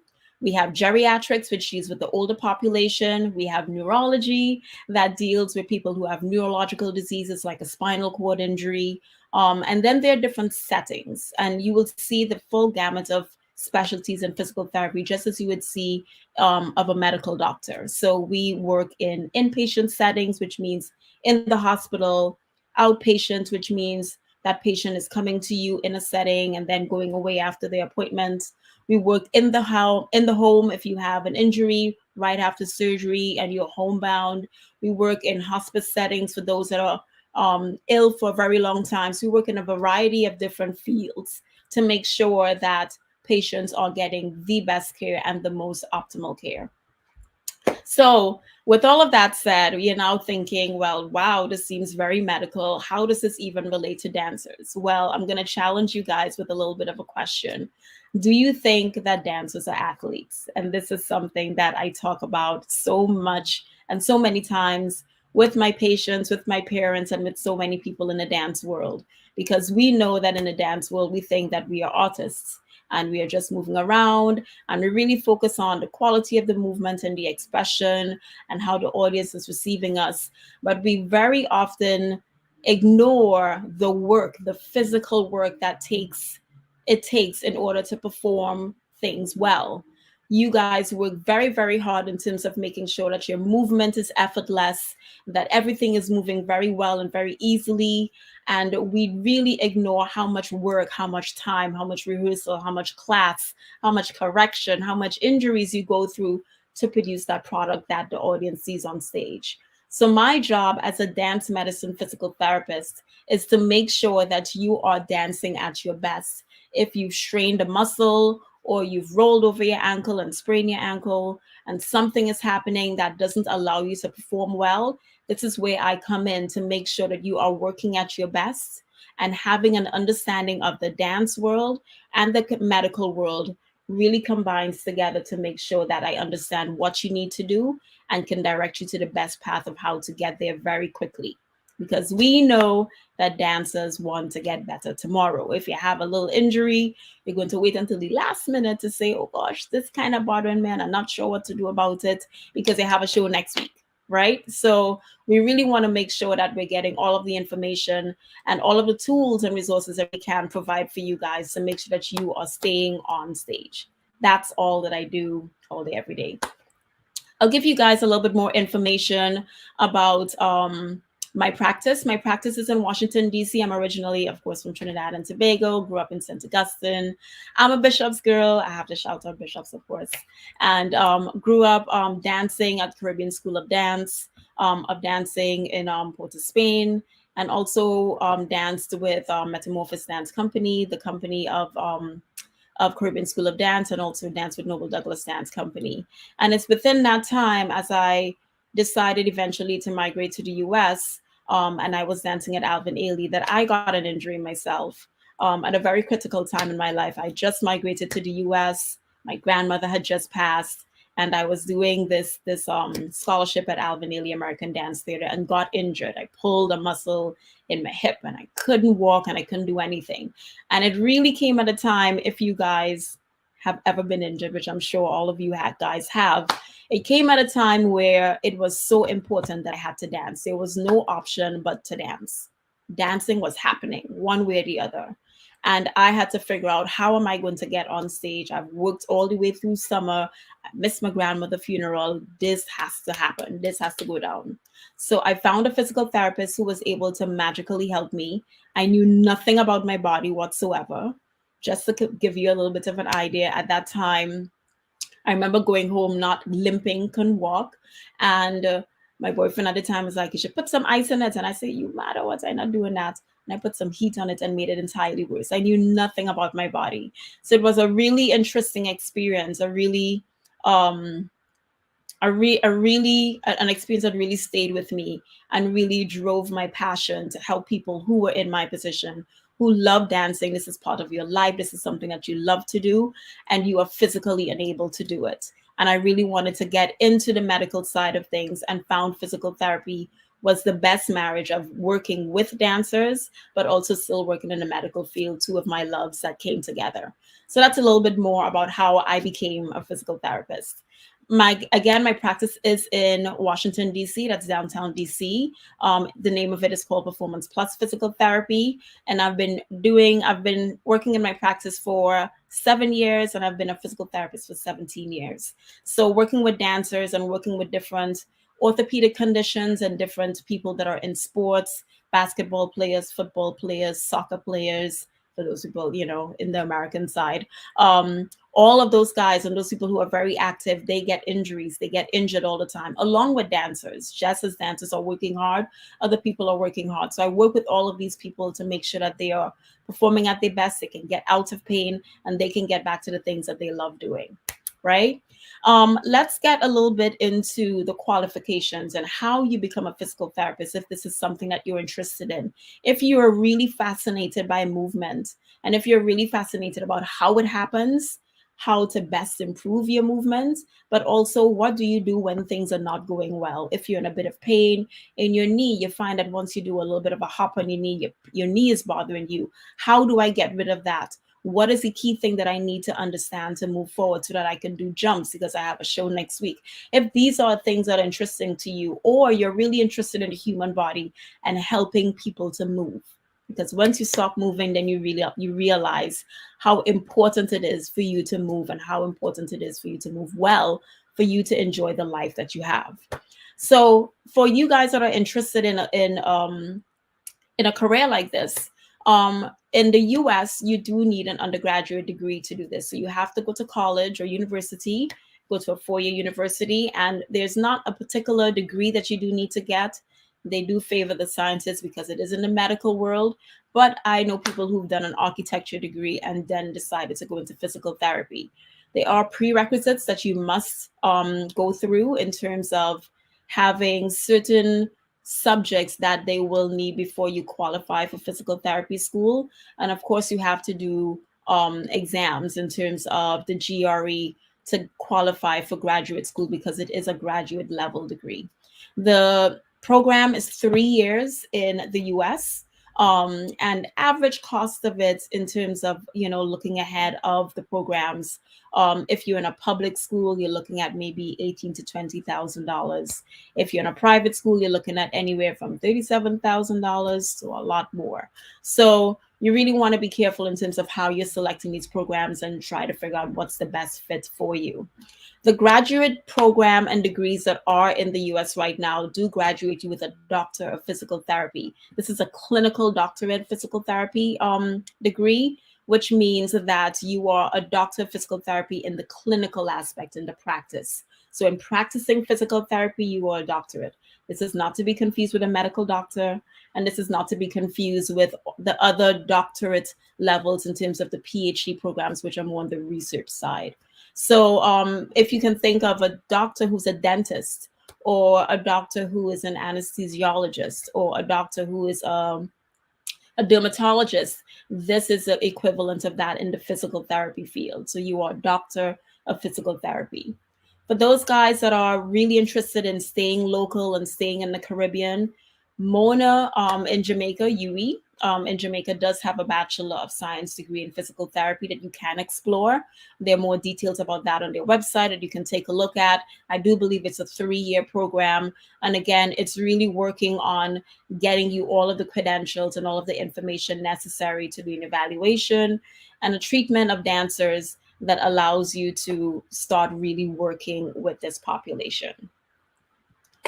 Right. So those are some of the things that you really want to be aware of when you are looking at a physical therapy degree and being interested in a program like this. You will be working with a variety of people. But in my world, I work with a lot of dancers, a lot of performers, and those performers really span many different aspects of dance. So I work anywhere with ballroom dancers, the classical ballet dancers, and modern dancers. I work with African dancers. I work with step dancers. I work with Indian classical dancers. I work with acrobats. I work with pre-professional dancers that are training and on their way to becoming into a professional company. And I work with dancers that are on the professional level. I work with babies, young dancers that are just starting out, and the older dancer population that have been dancing for years and years and want to keep dancing because this is something that they love.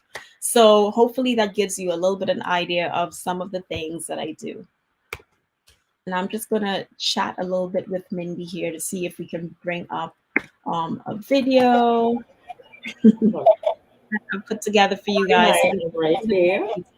Yes. Okay, so I am very interested. I mean, this is one of the areas that I was always interested in as a dancer, performer myself. Of course, at the time, I found it difficult to find a program, but I just heard you mention about Mona Yui offering. I did study at Mona, but I did accounts. My first degree is in accounts. Yeah. Right. And my Right. dance degree is from Trinidad. So all those times I didn't see, I mean, other than in the US and abroad, places where I can pursue. So I'm very glad that you have mentioned this, and of course I'm going to pick it up with my UE students now, and Yes. my students at school, at my secondary school. I have an injury here, but we'll talk about that after. My knees, but we'll talk about that after, right? Um, Absolutely. so you sent some videos that a video that you'd like us to look at. I'm going to ask our technical personnel here to play it for us.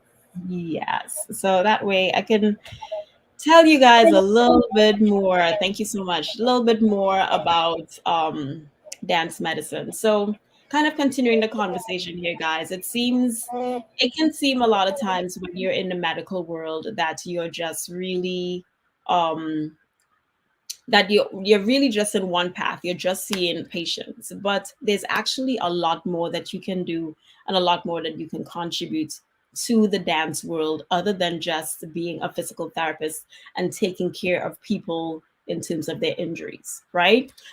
You can really start branching out into different things. So this video is just going to put together a little bit of a compilation of some of the things that I do in terms of treating orthopedics, in terms of treating dancers, but there are also so many other things. So things that you will see in this video as it goes along is that you will see that I also do dance conditioning, as Mindy mentioned earlier.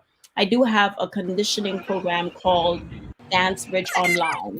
And in terms of Dance Bridge Online, it's really an online program that I put together during the pandemic because I recognized that dancers were falling behind with their injuries. And because they weren't training, you wasn't in the studio, we missed class, and because we were socially distancing and trying to keep the numbers down in terms of the pandemic, we really lost a lot of times in terms of the conditioning, which is the baseline strength that you need to perform everything that you need to do.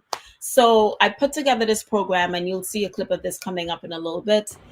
This video, as we're right now, is just really going through some of the things that I do in my clinic in terms of working with my patients, using different techniques like dry needling and cupping, massage therapy, joint mobilization, manipulations, kind of like a chiropractor.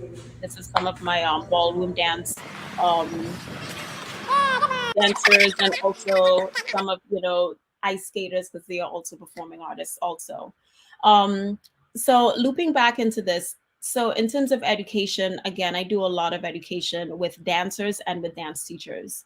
I teach at 3 different schools. I've taught at Howard, University of Maryland. I do quite a bit of lecturing at University of Delaware, which is my alma mater, the school that I went to for physical therapy.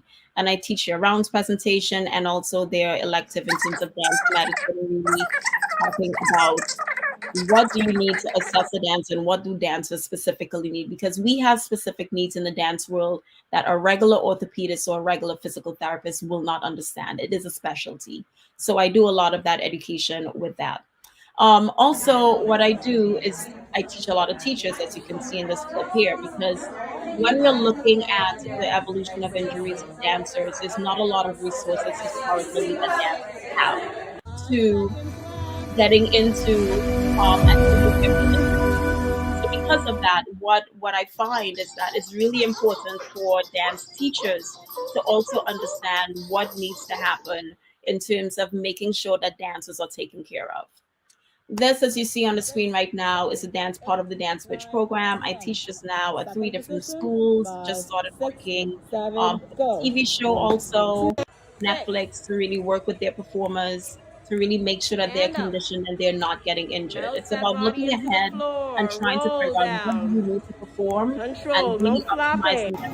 Once you get on stage, you are working well and you're not really worried about, well, I have this problem with my knee, or I'm really, really tired and I can't do these things. You really prepare before you get on stage. And as you can see, these dancers are working super, super hard, right? Um, Other things that I do is the Dance Ready Project, which is something that is really near and dear to me. I have teamed up with two other physical therapists from the Alvin Ailey American Dance Theater, and collectively we provide tools and resources for dancers. We have lots of collaborations. We use kinesio tape for people of color, very, very important. We do dancer screens where we're really making sure that dancers have the information that they need in order to make sure that they know where they are and where they need to go. We do that in the form of something called the Dance Ready Score, which we are just about to start researching. It's really going to be another long list. But also we do a lot of collaboration. We collaborated with Creative London, which is a point shoe company, 90-year-old point shoe company that just started making point shoes for people of color. Very, very big deal. And collectively, we have three different programs that we run: the Dance Ready Score, the Dance Bridge Online program, and also Dance Ready Conditioning. So this is a clip also showing a little bit more of the Dance Bridge Online program in terms of what I work with in dancers, working on strengthening their feet, working on strengthening their core, making sure that they are nice and stable and balanced, and they can really start working on the things that translates into their performance. How high can I get my leg? How high can I jump? Can I get through 2 minutes of choreography without my hip cramping up or without feeling like I'm exhausted? These are the things that I work on in my clinic. And as you can see, this dancer, she did amazing work. Actually has a performance in a show coming up. She's the leader of a dance company here in Washington D.C. and has been able to really get through her injuries and really start moving her dancers forward. So I hope that was helpful for you guys, and I hope that gives you a scope of not only what you can do from a clinical perspective in terms of helping dancers move, but also understand that you can do much more. You can do research, you can do conditioning, you can do teaching, you can do education. There's so much more that you can bring with your talent and your skill, understanding what dancers need and just bringing that to the forefront of the table is really important. So I hope this was helpful. And you guys can always connect with me on Instagram. I live there, 3PTDC. Thank you so much. I have two quick questions for you. Um, Sure. so I have been a dancer for over 30 years. I have Mm-hmm. limboed for many years out of that. And I realize now as an older person, my knees are giving me a lot of problems. So if I come to you at this age, what would you like? I mean, I speak to you over the phone and I explain certain things to you. What would you advise me then to do? If it's to come in, what would your next step be? Give us a little idea of what will be your procedure. Oh, sure. So for you, Mindy, what I would do is that the standard thing would be to do an assessment, which we call an evaluation in the physical therapy world. I would ask you to come in and get a little bit more detail, get a lot more detail, I should say, about your history. What's going on with your knees? Did you have a prior injury? Did you have a surgery? Did you have something that happened that started this off for you? We will do a thorough assessment. We want to make sure that we're looking at the entire body, including the knees, because a lot of times once you've had an injury, it starts affecting things above and things below. So we want to get a good scoop of what's going on. And then I would sit with you and say, hey, this is the problem. Let's figure out where you want to go. Because now we know where you're starting at. We know exactly what you need to do to get to 100%. So now we're going to start mapping out what does that look like. Do you need to come to physical therapy? Do you need a surgery? Do you need to start doing strengthening? Do you need to start doing stretches and exercises to get to that peak strength to allow you to participate in what you're looking for? So, for example, if you had a show in 3 months or 2 months, which is very common, dancers would say, I've had this injury that's been bothering me for the longest while. It's really been bothering me, and I have a show and I want to do my best. How do I do that? You understand? You want to figure out what the problem is and then start mapping out how exactly this dancer needs to get there. And it's really about putting together a comprehensive plan, not only in terms of the physical aspect of it, because a lot of times dancers need more resources. You're going to need nutrition, you're going to need understanding of Oh, yeah. sleep, you're going to need understanding of how medications can affect you or not affect you or help you. You want to understand how you can really start periodizing and changing the way that you're training to make sure that you have the best performance at the end. So I would map that out for you and then take you through the things. And if there are things that I need to refer to you on and say, hey, this is not quite my specialty. Like I know a lot about nutrition, but I'm not a nutritionist. You should go speak to this person who's a nutritionist that I partner with, and they will be able to help you. And then you have a complete plan of care. You have now a team, a dance team around you that's going Right. to ensure your success all the way to your goal. Okay, that sounds like a lot. So we It's a lot. definitely can't just go and do a little research on YouTube and decide this is my problem and this is what I'm going to do. I mean, a lot of people do that, but I you also have know, but to realize that what you put in is what you get out. If you want a simple solution, you have to pray that your problem is the problem they're talking about on YouTube. Because if it exactly. isn't, you've wasted your time. And it may help you a little bit, and you may think that's enough. But if for those guys who are specifically really serious dancers, they don't have time to make mistakes. When you have 3 weeks to get onto your leg and get rid of this back pain because you have 8 weeks of tour internationally, we don't have time for YouTube videos. We need to Right. get to the problem and get it solved. Yeah. So So I have two questions leading up from that, and our viewers did send in these questions. Seeing that mhm, it is more advisable to go to professionals, what mhm. exactly do your the letters in your that back your name? What do they represent? Oh, sure. So PT stands for physical therapist.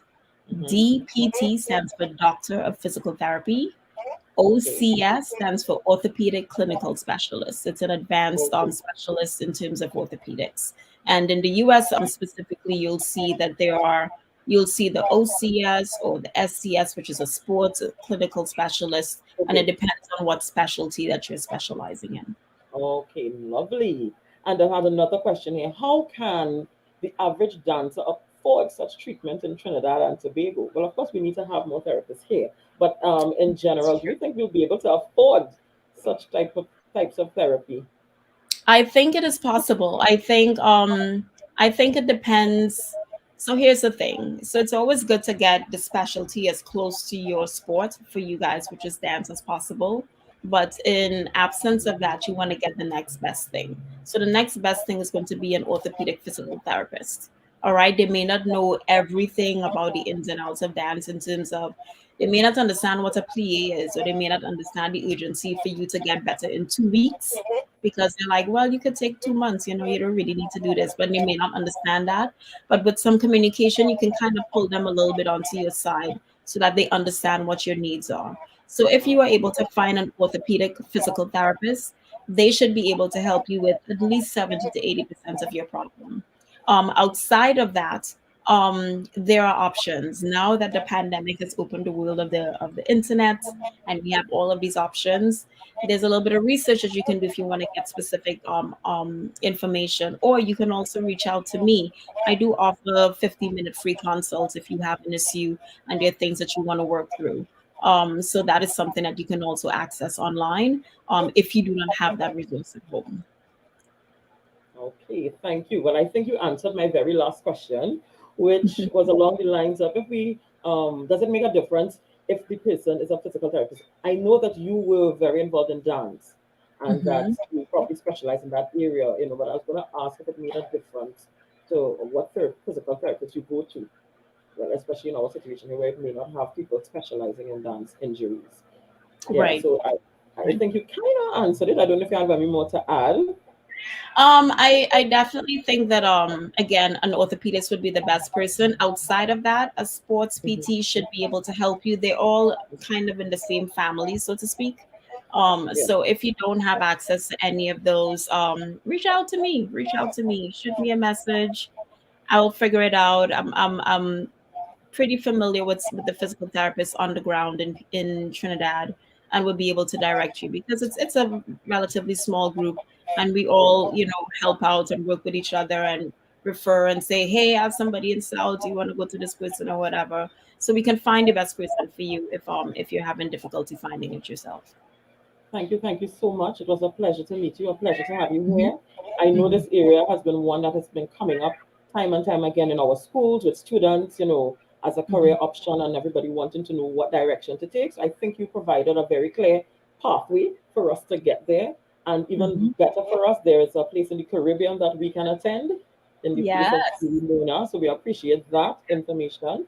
And I would let people know about your 15-minute free consult if we have things to talk about. I would Absolutely. definitely pass that on.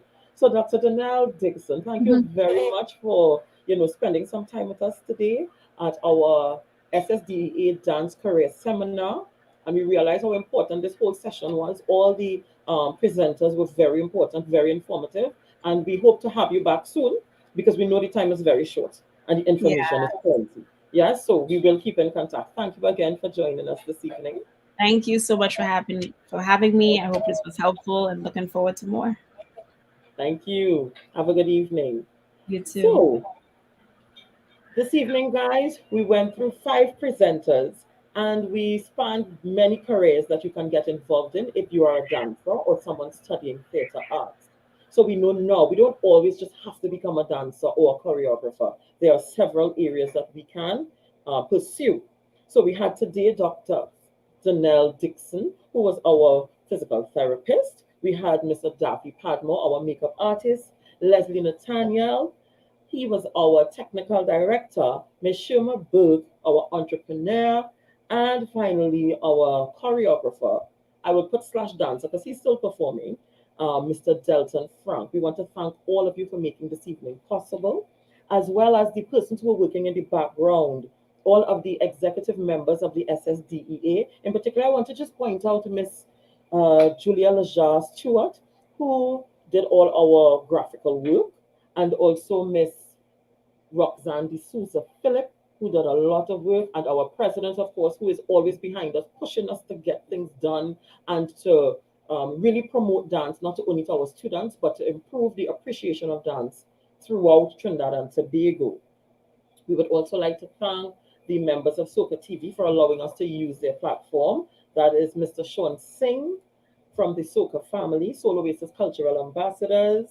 We want to thank all our audience members, our students, teachers who are plugged in, our well-wishers, and our dance enthusiasts who are always here with us. I noticed Miss Erlyn Williams here, Mr. Terry Springer, and Erlyn made a very, very good point. She said that dancers, choreographers, costume designers, or a judge, anybody would have found this whole session here this evening very, very informative. I know the individual sessions were short, so it gave us a little more impetus to extend it and do better in the future. So we thank you again, everyone who's going for joining us.